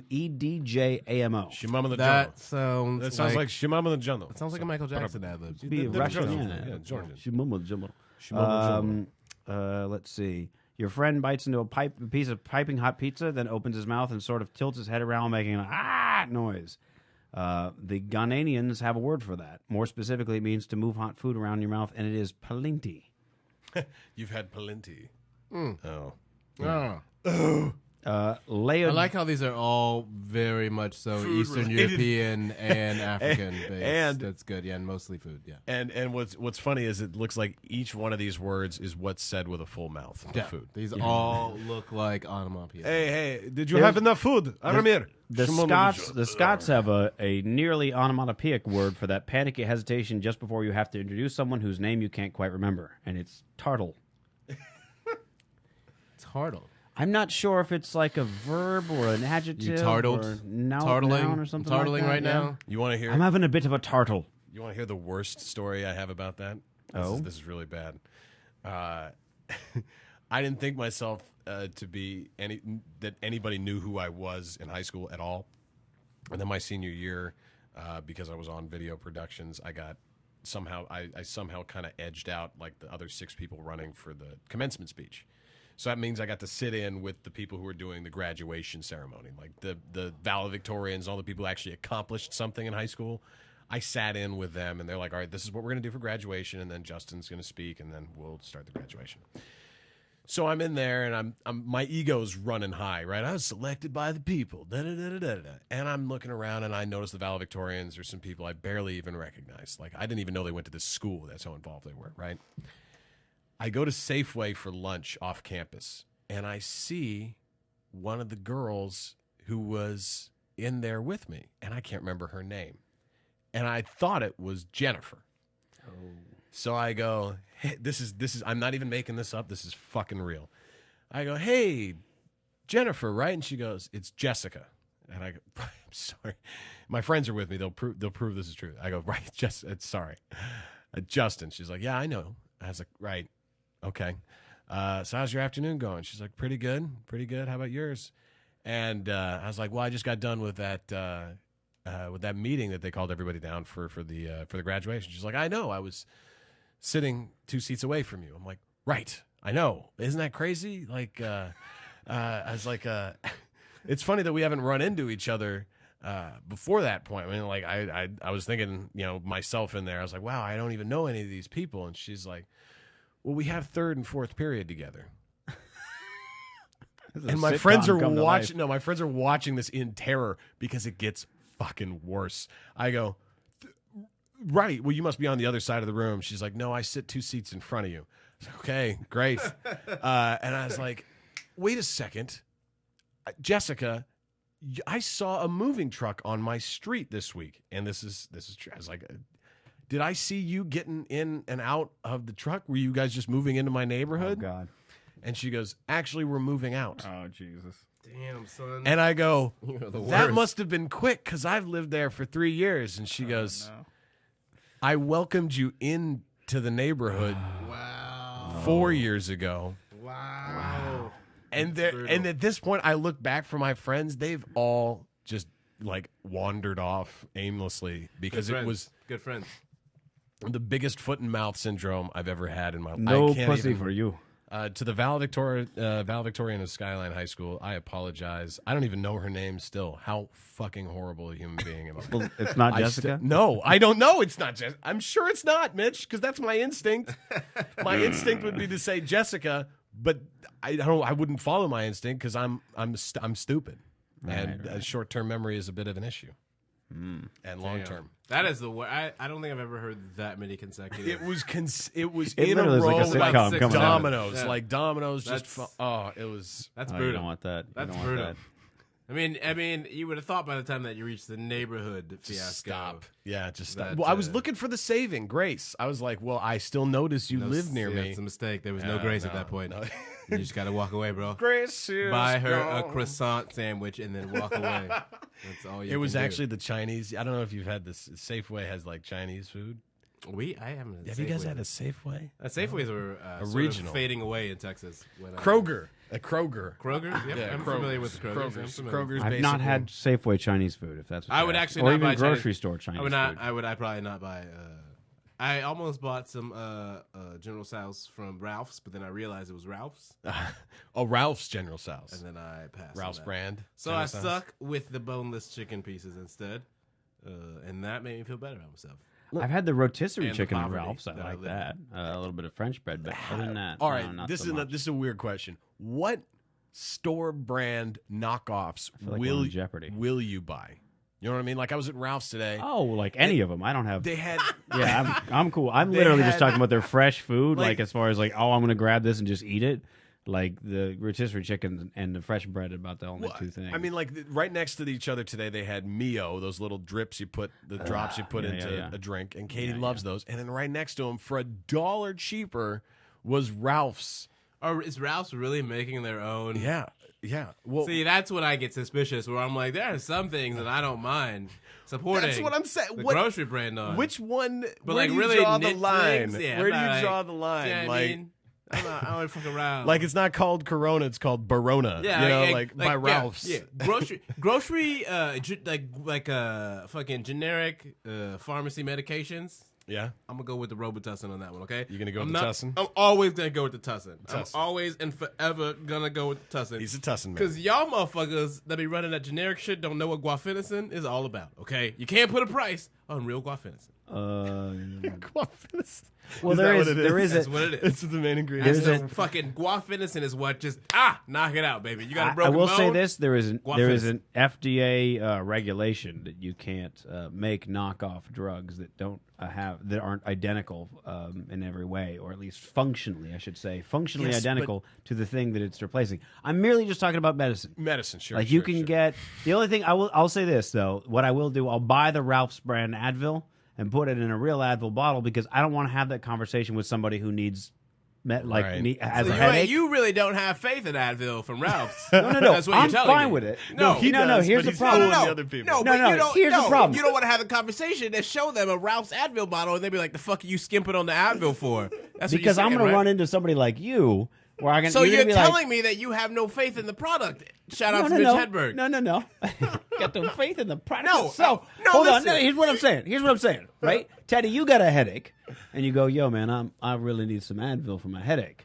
Why you wouldn't just get high, I don't know. But let's suppose this is a day you don't get high and you got a headache. Let's do that. And you say, I could go for some Advil. And I grab the Advil bottle and hand it to you. Thank you for the Advil. We're done, right? But let's say I hand you, CVS Pharmacy green pills. Now you can be like, yo, you don't got no Advil? Fuck it.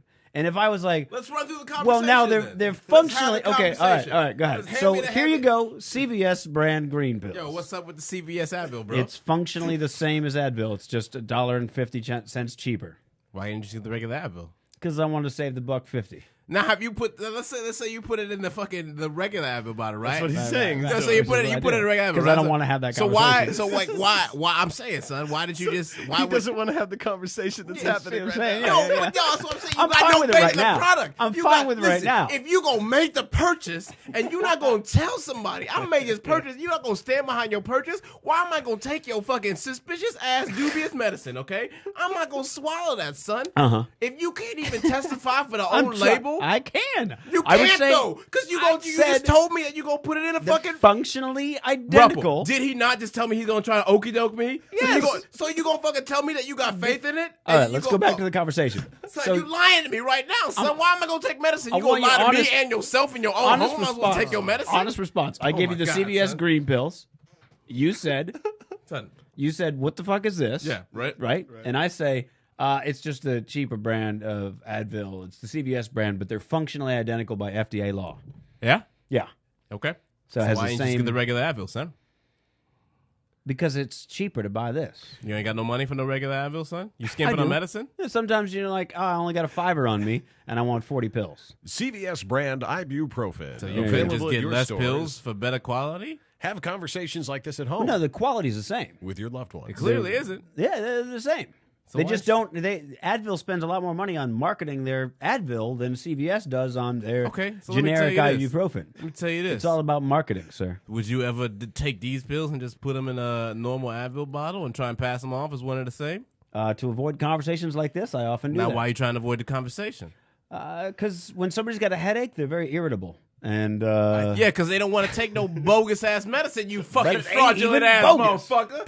God damn, son. explain to you You why are it's a not fucking bogus. fraud, son. Damn it, You are a man. fraud, son. You are a fraud. apparently Teddy. Actually, by the way, right now in my cabinet is the actual CVS bottle. In my car, however, it's Advil. These debates brought to you by Justin You're Rupple, a the biggest fraud. asshole guest Straight Riffin has ever seen. You're a fraud. Oh, son. not even invoking, close. invoking anger. Believe me, you're not even close. Fraud, son. That wasn't even real anger, I don't think. No. I don't know. I don't know. I'm I don't know. sure- Are I've you s- are you genuinely upset I've that sur- I I've might surfed- put I've sur- generic ibuprofen in an Advil bottle? Son, you living a lie, son. You living a I've- lie, I've- son. I've And you surfed expect the me? high You wave literally already. want me to swallow a lie? Literally. No, because I would tell you the truth. No, if you were wouldn't. curious. Because if you gonna tell me the truth, you wouldn't put that medicine in a fake ass bottle. You fraud. It's not You fake, ain't it's a gonna real tell me bottle. the truth.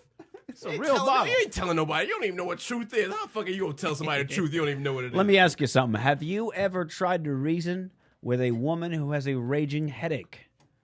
Huh? Yeah. No. Of course I You did. ever tried to reason with a woman? Like you don't All have right, to you add. could start from there, but I'm saying when they got headaches, man, if I was like, oh, it's generic, it's functionally identical by FDA law. And then what as- happens when the headache's gone and they realize what you tried to do to pacify them? That's when destruction happens. right? So You ever that's, see? that's You ever it. see the That's- guy? That's what I get for trying ever to be s- a frugal man, You ever so see I the can guys- afford a place to live in. So she got a bed to sleep in. You ever see the when guys she who got go the in- headache? You ever see the guys who go in and buy the CZs and he's like, I'll replace it with a diamond later. It's like for an engagement ring. Right, Hey, right. Listen, she doesn't know, and unless she takes it in to get appraised, she won't know. You're building a house of cards, son. One fake ass Advil Your at a ego's time. writing checks. Your I body gotta can't- say, I wonder how many women get a diamond ring and take it in to get appraised just All of to them. check. all of them is the All of correct them. answer. We gotta put all Oh, of them. yeah. All of them Oh, goes to the board. yeah. How do you You- fucking? Oh, yeah. Every day, How every do time you we do this square podcast, that- I how think do that you you s- know about women, and No, then you how reveal do something. you? Here's the thing. How do you square that with your conscience? How Because do you know that you're dealing with a bunch of fake ass frauds who put a bunch of fake ass Advil in bottles that you know ain't real Advil. You fucking fraud with your cubic zirconian ass. I'm just saying, morally, I don't know how you square that with yourself. Rupple, go ahead and tell us, man. Let's say you find out, oh no, this is an absolutely real diamond. So you just go, I'm not going to tell Then him you I say, had it good, appraised, but I of know it course. is. I'm Yeah. doing my due diligence. But then the flip side is, let's say you find out it's cubic zirconia, you go back and go, this ain't even a diamond. yes, And it's like, of course you do. why were you trying to sell it? Because I don't Then trust you were you. both in lies. Yeah. Yeah, well, Then you're see. both. Listen, we're not saying You're not- anybody's you're not right. starting off We're not on a saying good anybody's foot here. right here. You're Right, both right. building houses of cards. It's just a race to find Not out if I which gave one her of a you real has diamond the to shittiest start with. deck. Listen, I gave Katie a real diamond. All right, right. I had to. I pieced together what money I had. It was like a little over 1,000. I went to a jewelry delership place that was that did used stuff because I didn't have the money, but I wanted a real diamond. So I bought her the diamond. She was upset, not that I bought the real diamond at a second place, but that I actually bought a real diamond. You spent that much money on the ring? That's what really blew my mind. Is like there's different levels of women that you can't even because I was like, wait a second, I bought you a lot of levels, man. in my head I was like, don't I give just them got to get her a diamonds. real diamond, and in her head she's like, this idiot better not pay thousands of dollars for something I don't necessarily want, so he'll be in debt and make it harder for me to carry his broke ass around. Right. Ipso facto, let's go down the line a few weeks after she's already bought it. After I've given it to her, she's liked it on her finger. She's like, I wanted to pick one out. So I was like, oh, okay, we'll go pick one out. 2 days later, she comes home, new engagement ring. She took the center stone out. Right. And put it into a new setting and a new band that she paid for. Yeah. If I had lied, they would have taken out this piece of glass, like, tink. Oh, that was glass. Right. You know what I mean? Like, Sure. there's Once you introduce that element into the equation, it's almost like it's like a Here's a good example. I was watching how do they build it on the Science Channel, and shout out to Science Channel. Shout out to the Science Channel. Boring ass fucking but narration. The best in the world, son. The most boring but enthrallingly professional narration in the business. Oh my god, it's so boring. So one of the things that they were featuring is a massive cruise ship that's going from Europe and Finland to where it's built to its home port in Florida. It's got to go through this bridge, but the fucking ship is bigger than the bridge. So how you gonna get past the bridge? You gotta triple check your calculations, and even then, you're just hoping that you get it right. It's the same thing when you introduce an engagement ring, right? You can't fucking flake on nothing, all right? Because they will suss it out real fast, all right? So if you are not up front in the beginning, then it's game over, son. Yeah. So even if you are up front, that doesn't even guarantee you as a satisfactory result. That just means like, okay, I know you're legit, but I'm gonna go ahead and just refigure this to the way that it needs to be. Thank you for at least introducing it. Yep. You know what I'm saying? I don't know. I feel like in a way I'd be sort of offended that they didn't trust me. I know. Fake Advil bottle. Your offense would only pale in comparison to their offense that you didn't know their style for something so important. What's an interesting thing is that agreed. Thank you. Is that they do man-made diamonds these days that take you can do. I think they can make like 5 or 6 a week or whatever that are, pretty good size and stuff. Now, if you took it to a jeweler, they'll tell you like, oh, that's a nice diamond. It's flawless. It's, fucking perfect. Only you and the people who made it know that it's man-made and not, slave labor and blood diamond and all this other shit. Right. Meanwhile, you talk... I've asked like maybe 3 or 4 different women, like if you found out that your diamond was man-made, would it be worth less to you? And they were like, absolutely. And I'm just like, that's so like for me, if I were ever to do the diamond thing, which that's risky, yeah. But like, again, though, this goes like, back. Frankly, I got better odds of dunking a basketball than doing Rupple's point that, but, of the hierarchy within the hierarchy. So you've got to know who you're targeting. I mean, it's almost like my target audience would be like, I'm fucking amazed that science made this shit. It's almost like one of those old school tests where you've got a bunch of phrases or prominent things on one side, and then a bunch of people or events, and you've got to match them up. It's all mixed up, okay? So you got to find out, and that whole jibble which one of these characters is uppity? Who is gonna? Let's. All right. Let's put that on there. Well played. Sorry. I'm sorry. Good for you. Good for you. This is the last time I get to say it until fucking March. Yeah, so. you can't say it in February. For Black You Wear Black Riffin, I do not get to use that word for a month, so I'm like slipping it in now. I don't think it's gonna stop you. I suddenly want to do a picture fucking thing with it. It's like, which one of these characters is uppity? I don't even know how to spell uppity. UPPIT. I mean, I don't know. I'm just guessing. I literally have I've never looked it up. I believe it's 2 P's and I think it's 2 T's, maybe 1 T. I'm not sure. I think it's 1. I mean, I don't know. I'm literally have never. A man very fond of the word. Never used it.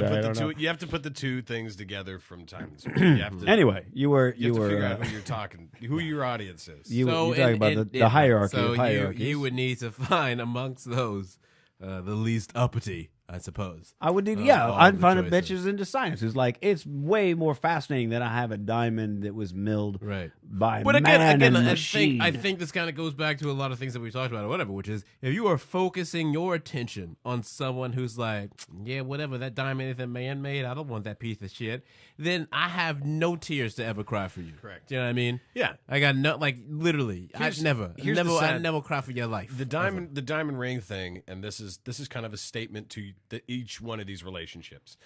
I would bet you if you go to the relationship where the diamond ring matters, how much the guy spent on it, was it 3 months' salary? Right. Yeah. That relationship right there is one without a lot of communication, without a lot of honesty, a lot of extraneous fornication. Right, and the woman needs that to say, I took it out of his account. That's one thing I can guarantee that means something to him is his money. Yeah. He departed with that for me. I have proof of it right here. And that's sad. There's a lot of codependent validation in that relationship. And then, but in inverse, the one who has the man-made diamond, which is a 10th or a 15th of the price, just as beautiful, just as shiny. The relationship that likes exchanging that ring is more about the two of them than it is. That's at why all. I've had a theory. Absolutely. I've had a theory for a while that the couples that just go, hey, fuck it, we're gonna go get married in Vegas have, I bet, statistically a better chance of sticking together because it's like, look, we ain't got nobody else. Right. It's you and me versus the world.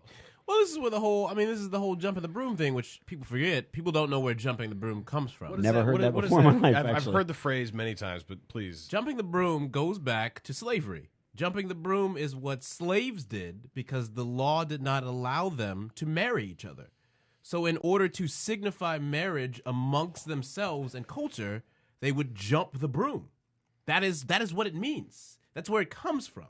Meaning we can't, this is the way that we can recognize that we are in holy matrimony with each other. So slaves would jump. That's where it comes from. They would jump. They would literally jump a over broom. a broom on the ground. That's or where something? it comes. So much like a lot of our colloquial phrases have roots in actual actions that are, the result of large-scale societal forces. When we have jumping the broom, it's now just this casual phrase that we use to remark, weddings that aren't sort of large and sophisticated. Oh, that's what it. Right. That's what it means. Is it means a because smaller wedding. Well, people are like, oh, we're gonna jump the broom. Eloping. Well, like now it's not even necessarily that, but people just use jump the broom as a wedding related phrase. Right. But if you were using jump the broom in the time in which it became a common phrase amongst the people, you were referring explicitly to slaves who were marrying each other, and that's one of those ways that, again, when you look at how time and society and culture evolve and what gets brought to the forefront and what doesn't, it's very depressing to sort of, especially in a culture like ours, in which marriage as an institution is so hotly debated, in which that kind of history is left on the wayside. I mean, it's that sense of slavery when everyone's like, well, my ancestors didn't do it or whatever. You have no idea how just at your face everyday slavery is. Marriage in itself. When people talk about it now, when I hear the right talk about it, listen, marriage was simply a property thing, Right.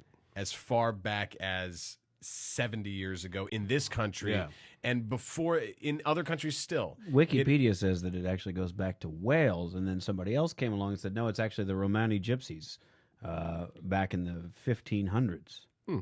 Interesting. But the same thing goes. It used to be contended the man's exchange of property. There was a guy who owned the woman once he went into the contract. It's all in the Bible. And so when people talk about it, when people talk about it now, like it being so sanctified, I'm like, listen, just so you know, this is a here by the way, you want to get into? I'll give you some fucked up shit about marriage in regards to the ring. Here's a great little anecdote. It used to be that it was a man obtaining her as property. Yeah. Right? And then now, he gave if they get divorced in modern times, she obtains all his property. Isn't that a nice little No. Oh, Well, it ain't just half. It ain't just half. Well, it's only half of the property, starters. but it's about 9/10 of their soul. The idea was that you'd keep a collar around the bitch so that she wouldn't get away. And what happened was people who had mucho money, when they let their wives go out into the village, they were like, I'm going to bejewel that collar so that people know she's a rich woman, an owned rich woman.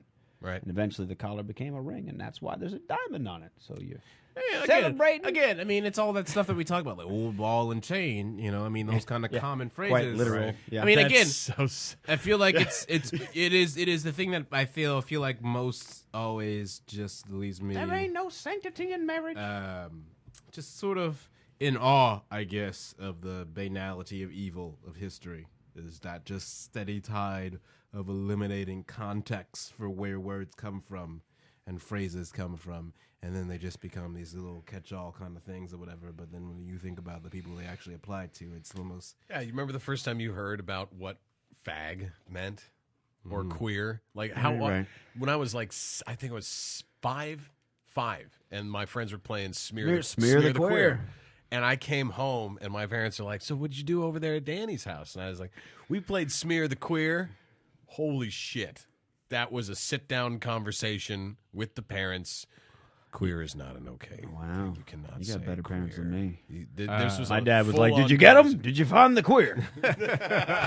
Did you bury him? Yeah. I want his head next time. I want proof. I think the most potent one for me would have been in elementary school when I found out about Ring Around the Rosie. Oh, shit, yeah.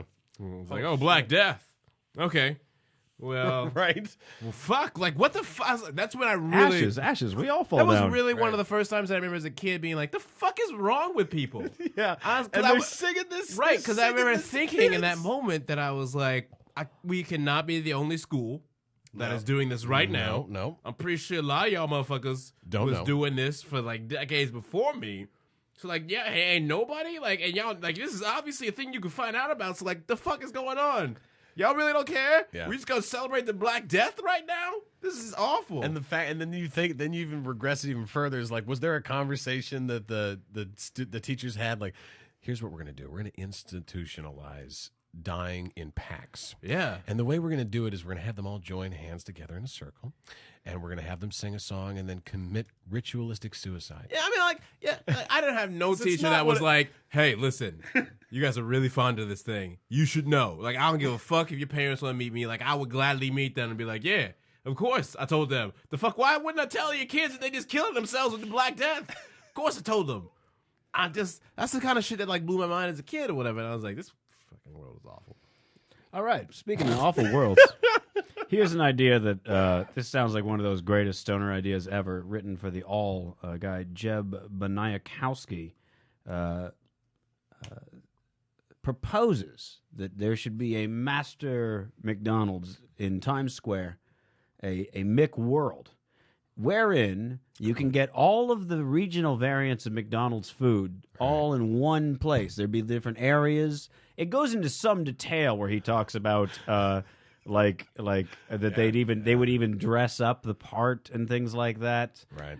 If you have time to read it, it's actually really fascinating how much this guy knows about McDonald's. And after you read it, you're like, this actually does sound like the best idea I've heard. Fascinating? Oh, yeah. It's absolutely fascinating. Okay. All right. I don't know. I mean, I would definitely... Darren Capozzi should talk.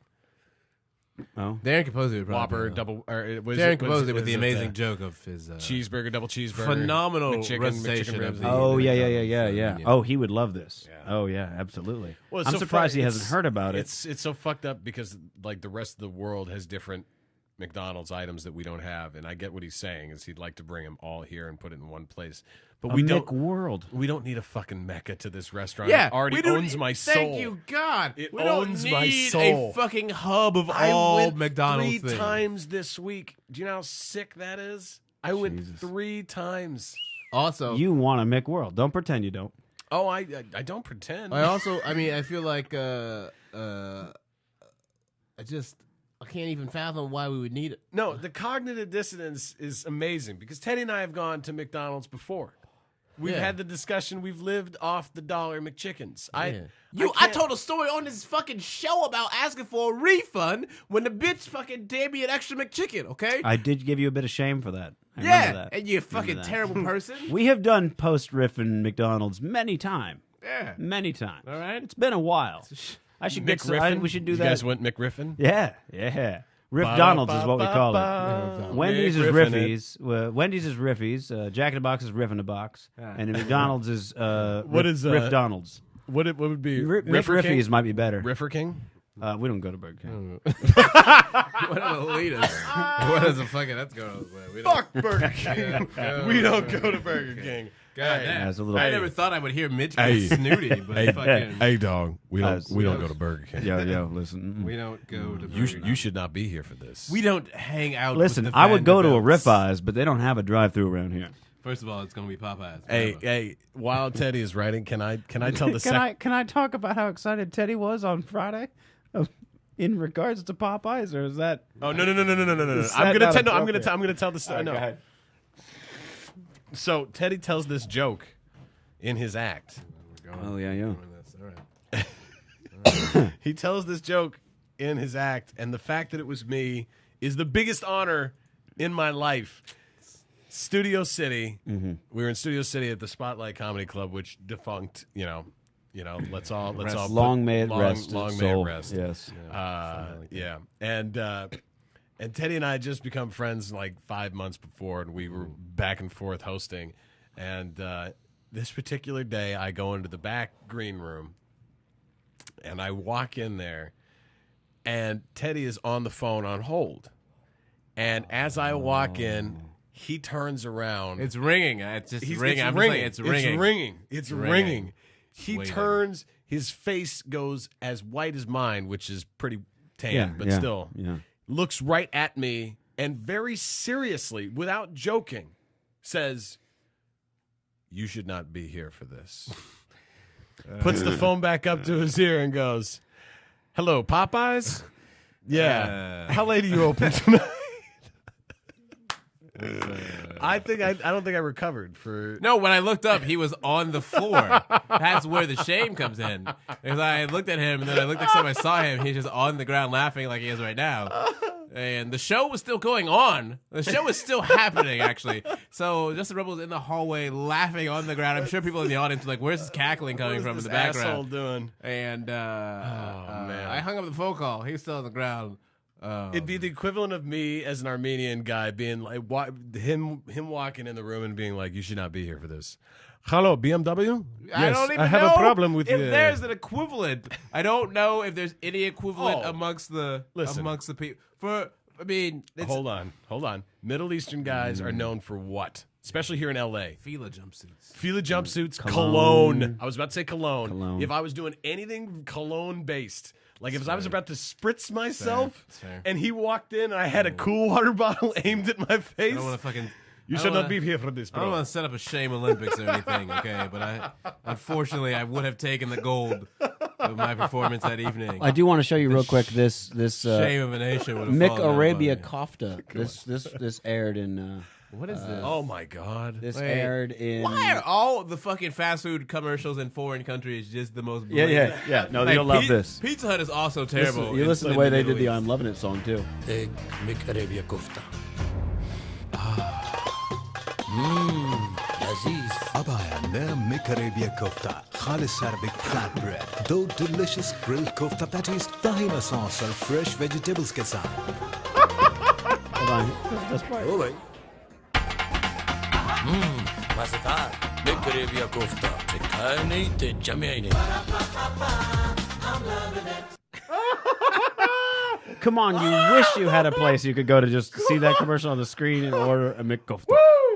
I want a McKofta. Teddy's face is it's priceless right now. You just jaw on the floor. There's plenty of examples of international commercials. I'm telling you, give the article a read. I think it will bring you around. Is it still true? Is it still true, by the way, that we have not bombed a country with a McDonald's? No, we've bombed all of them. That can't possibly be true. Okay, so I wanted to briefly bring up, just because we got on the subject, I wasn't actually going to until the subject came up, but this is a cracked article, 4 situations that make white people feel racist. One of them was Is names.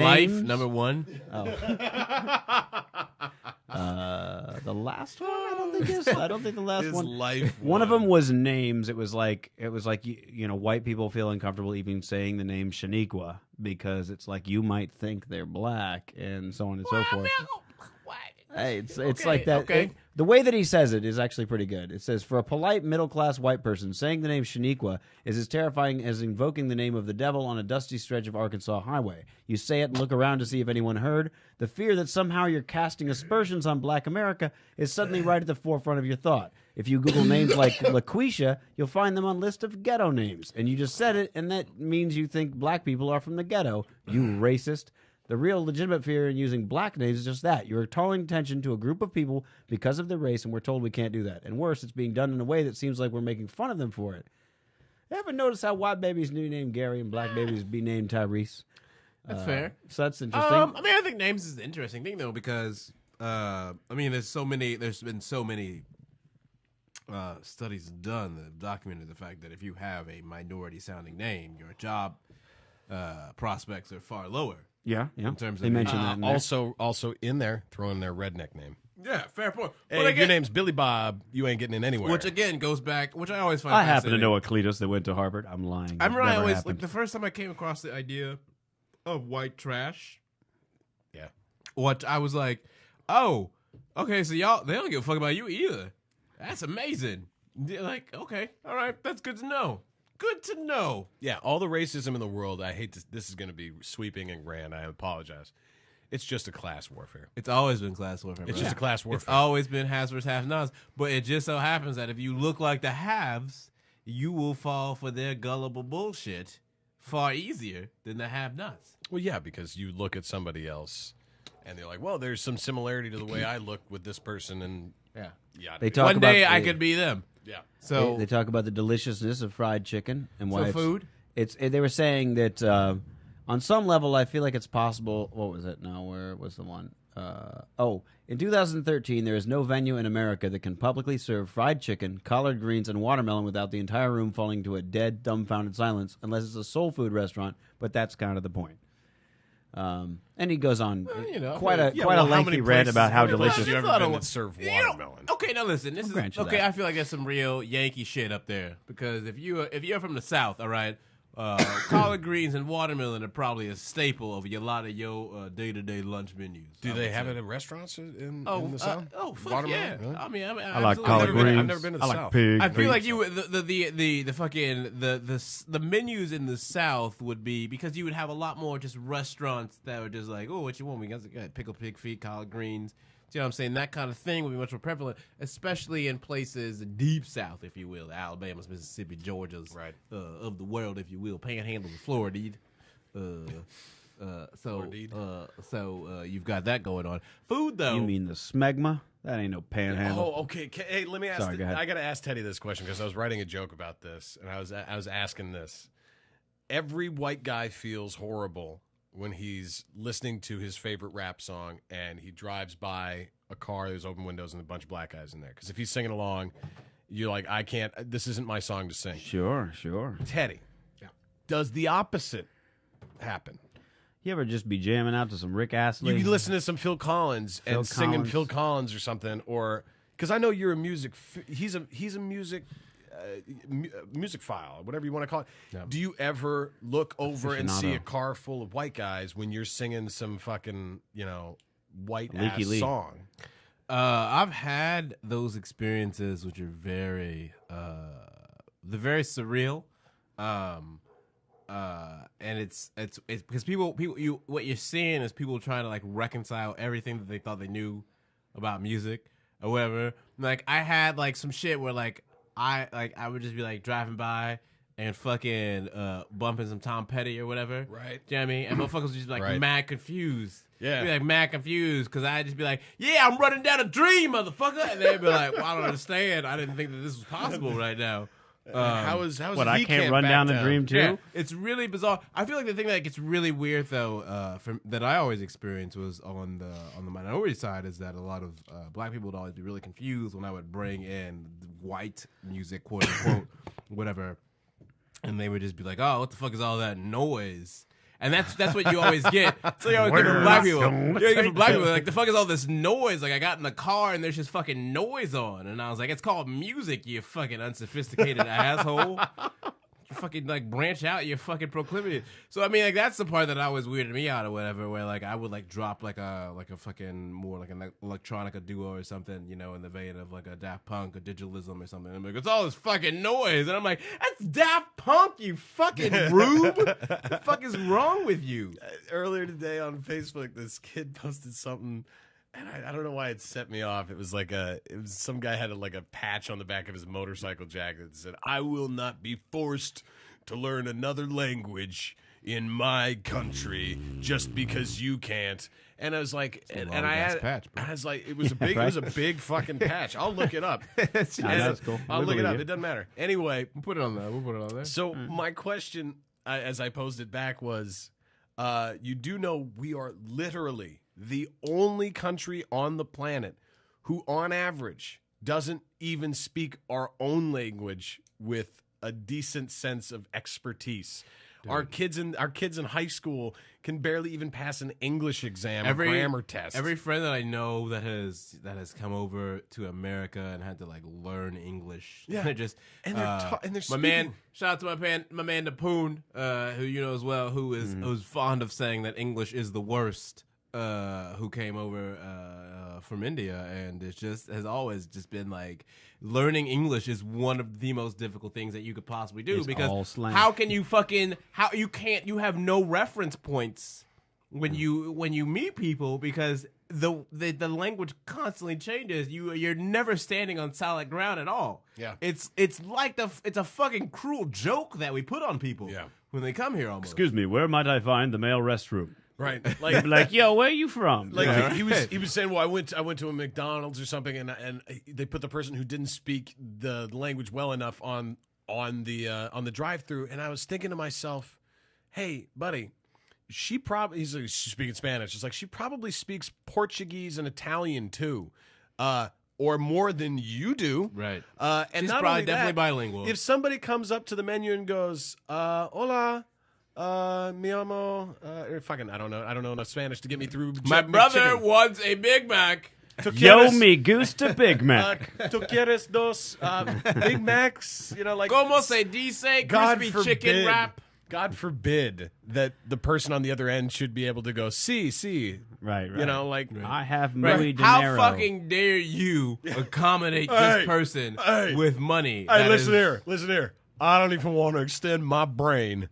Right. So that I have to understand your stupid accent. Listen, I know you found out pride another of way ignorance to is the communicate amongst other people. That's not cool in this here United States. Where I come from, I'm going to say everything that I know in one language, and you going to like it or not. Do you understand me? And if you don't like it, I'm going to kick your ass out. Also, please make these french fries for me. Yeah, and how do you spell your? And then what word is that in English? Well, it's why are Taking you all of our asking me good questions, jobs. Bookie? it was just so funny. You So book it's reading queer. It's So just we're it's just a little halfway bit through. Oh, yeah. The next one was movie villains, and it's just kind of silly. It's just sort of like no matter what kind of person you put as a movie villain, if they're not just a white bread American, you feel like they're making a statement about an entire culture. Shout out to Liam Neeson. just by virtue of the fact that they're from a different race. And then the last one was language choice, which includes that awesome clip of Samuel Jackson. Yeah. Which is, if you haven't seen this, watch this I real haven't quick. said Sorry, this. this is because I always love the way Samuel Jackson treats reporters that are fucking scared of him. Oh, he insists the guys say. Yeah, watch There's a lot this. of controversy surrounding the usage of the N-word in this movie, and No, nobody, none. The word would be. Oh, I don't want to say it. Why not? I don't like to say it. Have you ever said it? No, sir. Try it. I don't like to say Try it. it. We're not gonna have this conversation unless you say it.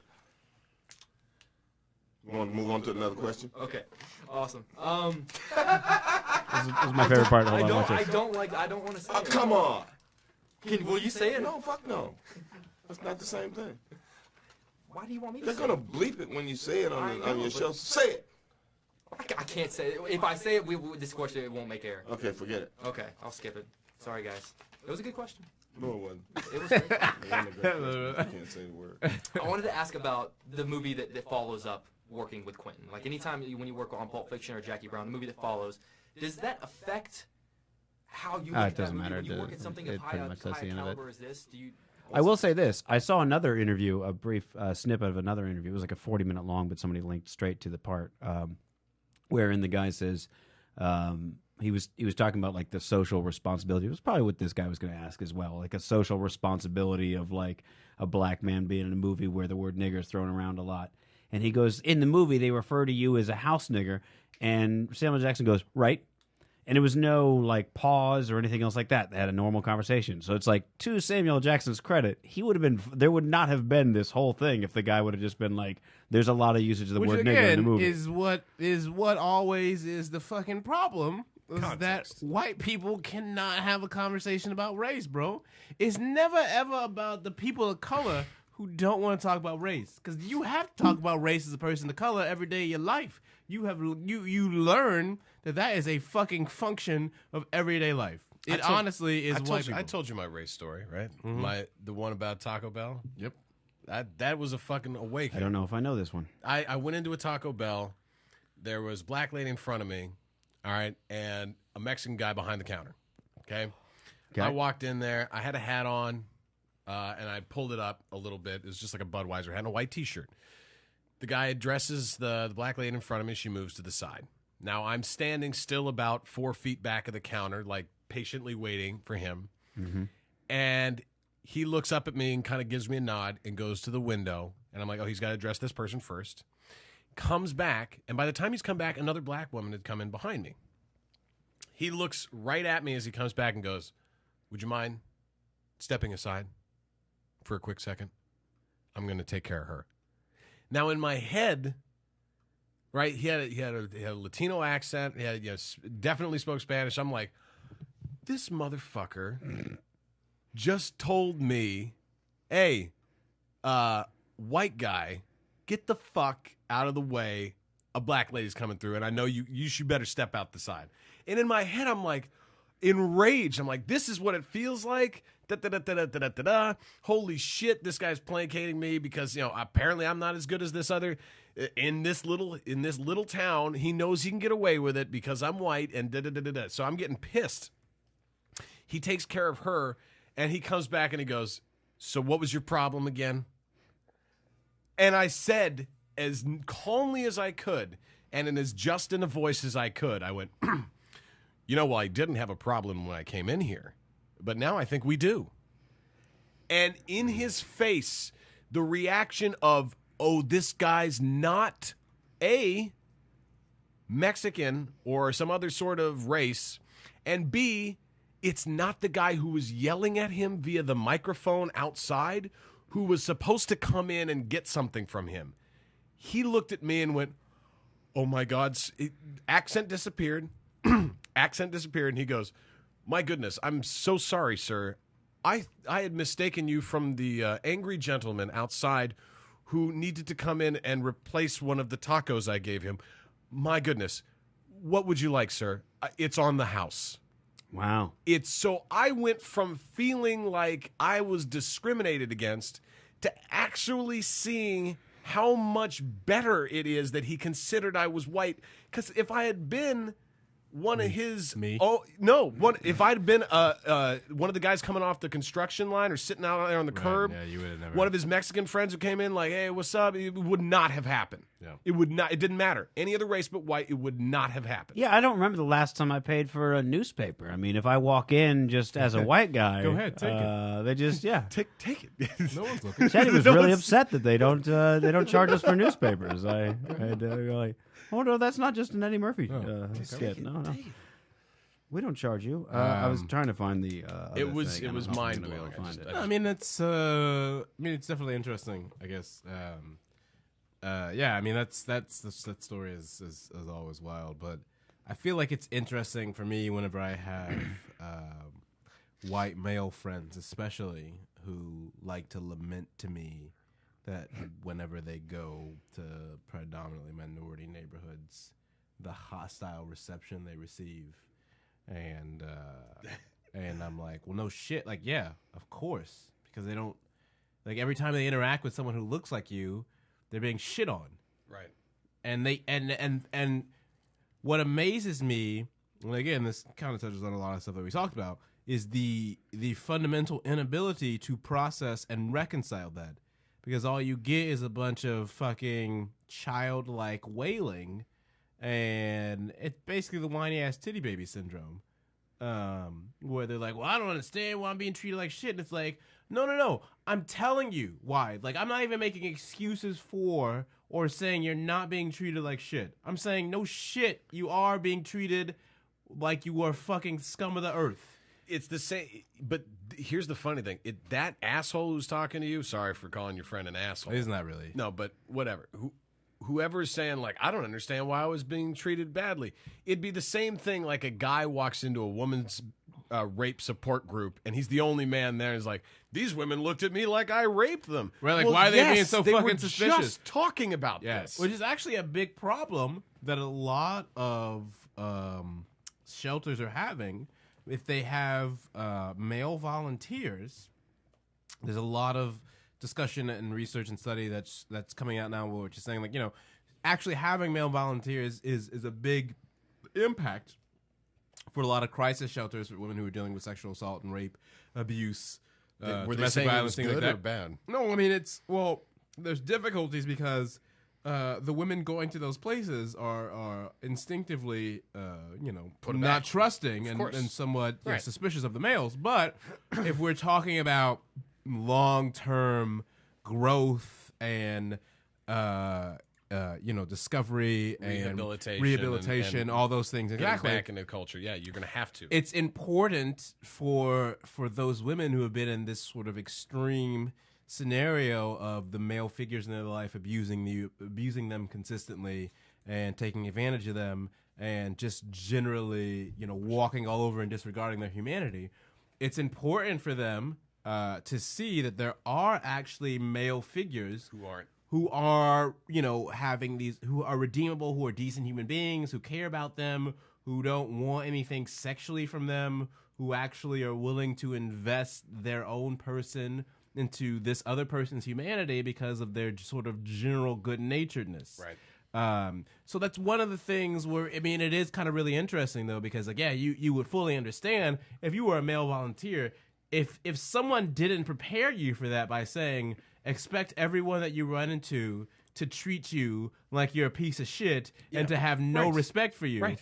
They wouldn't be doing their job appropriately. So anybody who goes into one of those neighborhoods is like, I don't understand it. You're dense. Yeah, you're fucking, and that's when you go into the place of willful ignorance, where you don't want to learn, and as the person who has more access to the knowledge and resources that would allow you to understand, well, I understand why these people are so standoffish with me. This is what I can do to sort of negate that. Right. It's kind of the same thing. If to extend the analogy, if you were working in one of these crisis centers, when you went in and you were really antagonistic to the women in there, you wouldn't last very long because they would be like, well, why are you here? You're not here to help anybody. Right. You're not here to figure out why they got to this place or help them build and grow. You're just kind of being a dick. I'm always fascinated most with the opposite side of things. Anytime I feel something that's a definite emotion on my side, every time it's a definite emotion and I make some sort of declarative statement, I always, for just a second, I go, wait a second. What is the other person's definite emotion on the other side, and where is their founding from it? Right. I hate doing that because then this is my face that ends up coming from it. Like, hey, like I used to have a thought and now it's gone because I'm trying to see it from your side and my side, which is very difficult. And you find your side ends up being pretty much up in the air and then trying to play it out each time. It's a good place to start to get rid of that is the Civil War. It's a good place to start. Meaning? You look at the Confederates, and you look at everything that they laid out. They're very honest about their intentions. They wanted to build a nation on white supremacy and slavery in all territories they conquered. And listen, I get it, bro. I get why you wanted to do it, because actually doing your own work is hard. Right. So you also have this economic resource that was worth more than the fucking railroads at the time of the Civil War. So I get it. You know what I mean? But I also understand that you motherfuckers need to die forever. I gotta crush everything you give a fuck about. I get your point. You have a point. It's not legitimate. You just want institutionalized white supremacy. I can do the work of rationalizing why you behave the way you do. Doesn't mean you're right. Doesn't mean you have anything supporting you. But I feel like that's the thing where, again, to sort of draw back to the fact of, like, America very particularly has this characteristic to paralyze itself by overthinking things. Because we start to it's sort of like when you go into the international quotations of people characterizing America, the most popular one that you think of is Americans can always be counted on to do the right thing after they've always expended every other option. Right. That's what the international community thinks about us. Which I feel like on one hand you could be like, hey, that's really cool. Or on the other hand, you could be like, that's the saddest shit that history's ever recorded. Well, it goes from big things like that to even little things like where I actually have to rationalize sometimes. Like I think I talked about this with you, Mitch. I don't tell people anymore who my favorite band is. Oh, right. Yeah, because I'm so afraid of the criticism. Like, anybody ever goes, who's your favorite band or what type of music you listen to? And then the kid in me wants to go, I have every Dave Matthews album ever made. And then to watch their judgment pour over them. You should be judged for that. Right, as you definitely should. See, but here's the thing. Can't accept that. Here's the thing. I, in my head, then go, as soon as it's coming out of my mouth, they're going to hate this because their parents at some point, who they don't like their musical taste, probably said to them, this is something we could both listen to. Or somebody who they didn't like, or a group of people they don't like, are known for listening to this, so they'll never listen to it. Right. They'll never possibly like it the way I like it. I will say I've come up in my own head, I've come up with, there are certain things, certain tastes, that if somebody goes like, this is my favorite blank, I go, okay, the judgment I'm passing is not like, oh, you like that? But I'm never going to... For instance, if your favorite movie is Transformers, I will never trust your movie recommendations. Right. That's a fair point. Right. You know what I mean? Right. If your favorite band of all time is U2, then I know you don't explore much. Hey. I didn't say They they're can not, just be real fucking nostalgic, man. Okay? if that's their favorite band. And let's be fair. Some streets have no names. They put on a really good performance a few years ago when not they did saying the they're not 360 tour at the Rose Bowl, I'm not okay? saying- They did a really good run, okay? It's not even my favorite band, but I can Okay, relate. that's what I'm I saying. can relate, okay? I'm literally saying if Do you know what I mean? Like, if I go like, well, what do you listen to? Don't and give they up. go, You two Riffalonians. and they go, U2. Where's I'm the thinking, okay, you don't explore much. If they follow up U2 with the Rolling Stones, I'm with you, okay, there you go. Here's the thing. You know what I'm saying? Like if Where's the when I line? say favorite bands and you pick like the most radio friendly overplayed bands of all time, I have then never I'm thinking gone to a day myself without listening okay, to Buddy Holly. then I'm thinking to myself, well, then okay, you don't explore much. That's a fair Right. judgment to make. I think all three of us in this room have definitive ways of arguing that we could make just about most people who are not comedians and trapped in their own head feel shameful for bringing up the topic. I was in a conversation with a girl the other day. It's not what I'm doing, but okay. No, I'll but go it with could- it. I'll it go could with it. be I'll go with because it. they We're don't- almost out of time, but I'm curious where you're going with this. I brought this up to this girl the other day. I said, I said, what's your favorite show? Or, what show do you like watching? And she accidentally said, Big Bang Theory. Okay. She didn't accidentally say none. She said, no, she intentionally said it. And I said, and in my head, my voice is saying, don't start this. Don't go off on how much you hate Chuck Lorre and how much he is stereotypicalized like every single person who likes sci-fi into this completely boring, bland, blubbering fool of social interaction, and they can't walk about in a normal day without being complete stereotypes of nerddom. And don't tell her how much this is. Just don't do it. And then I said, you like that show? And she goes, I have a lot of friends kind of like that. I'm like, no, you don't. No, you don't. Your friends, they get up and they have normal conversations with people who aren't nerds, and they walk away thinking, yeah, that was a decent conversation. And I ripped her a new one. And watched as what could have been a nice conversation with this person where we actually Daggers out, B. Daggers out. Daggers out. Jack the Ripper style. What you even doing? What you even doing in this alley right now? fair. You didn't even need to be here. Teddy's daggers out. He'll give you about 0.3 seconds until his daggers out. Like if you stutter on Big Bang Theory, if you were like big, he's like, I'm done. Fuck you. daggers out. In fairness, I would judge the fuck out of you. The unfairness of Big Bang Theory is that basically watch the entire audience is Penny. Right. You know what I mean? It's Right. like, hey, you're her looking at these weirdos doing their weird nerds, thing. yeah. It would be different. It's sort of in the I very judge the fuck out beginning. of all y'all. I'm gonna let you know. In the right very now. beginning, it was sort of just like, hey, let's look in on these people. Right. And then it now quickly it's became making like fun of them. Yeah. Then it quickly became no. Everybody's Penny. You, know guys what? are fucking I feel like weird. I know we're wrapping up right now, but I feel like because it's about to go off the air, I feel like 30 Rock is guilty of the same thing for the past like 5 years, bro. 30 Rock started off as a real good satire, but now it's just the fucking things that you make fun of. I honestly feel that way for a lot of the episodes. Yeah. It's not entertaining anymore. I'm like, you just go away. Do you know what I mean? Just Well, they go. are, thank God. Yeah, but I like, didn't watch a single episode. I mean, really, honestly, very quickly, 30 Rock just became the fucking things that you think you're poking fun of, but you're sustaining them and actually making them even worse. Yep. Because you've mainstreamed them in a lot of ways. Right. Yeah. So, you know what I'm saying? That's how that goes. Yeah. Liz Lemon.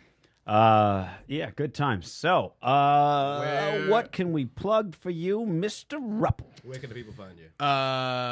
Check out a website built by this web genius that I know, justinrupple.com. Album is available. Magic Moment. You could have said the name. It's okay. I wouldn't. It's this guy, Reverend Mitch, right here. Reverend Mitch. Okay. Reverend Mitch. I could have done without all the genius stuff. Magic. Wait, you're a fucking web guru, son. Shut up. Web guru. Can they get it on iTunes? They can get it on iTunes. Well, they actually can get it directly from the website. Oh, word! Yeah, and they can download and put it in their iTunes. Straight to JustinRupple.com. Why give the money to Right? Steve, whatever his name is? Steve Jobs. No. And the other guy now. Wozniak? Wozniak. He's not in there. Whoever it is now. I don't know. Whatever Steve is in there. Go to JustinRupple.com. Get the album. JustinRupple.com. Do you have anything else? Are you doing a Twitter thing or Facebook or anything? Just Rupp Comedy. Or have you tweeted recently? No, okay. I don't. You got to get on that. I tweeted him for an episode for this one. I was doing a plug, and he has not tweeted recently. It's got cobwebs on the page. Justin doesn't know how to tweet because he's stupid. You need to have Mitch. Don't insult Somebody your can own tell me how to intelligence tweet. like that. I will gladly show you. Mitch is always eager to tell people how to tweet. I would be happy to show you. I need to be tweet. Don't insult your tweet intelligence. Educated. Okay. As if 12-year-olds, this is the rule. If 12-year-olds can do it, it doesn't require any intelligence. Yeah, man. Wednesday at the Federal Bar. Going to be a good show, and then going on the road again next month. So. On the road again. Yeah. Can't wait to be on the road again. Mr. Tutson, what have we got for you? My first piece on the blog, I Am San Fernando, is going to be published soon. On the LA mayoral election for 2013. IamSanFernando.com? IamSanFernando.com, so be on the lookout for that. And we're just also... Writing under the pen name The Truth? Yeah, exactly. TRUF. Also, check out the Straight Riffin channel on YouTube. We've been adding a lot of highlights for various episodes. We're getting some With compliments to Mr. Teddy for doing all that. Getting some Black Riffin from 2K12 in there as well to gear up for this season's Black Riffin. So check it out. Straight Riffin on YouTube. Mitch, what you got? Bringing the revolution to the streets as per usual. With Teddy working on highlight reels, someone has to go into the streets and bring the motherfucking ruckus. Yeah. Good night, bitches. Thanks for listening to Straight Riffin. You can catch all past and future episodes of Straight Riffin on the official website riffin.net, RIFFIN.net. Keep in mind, we do air live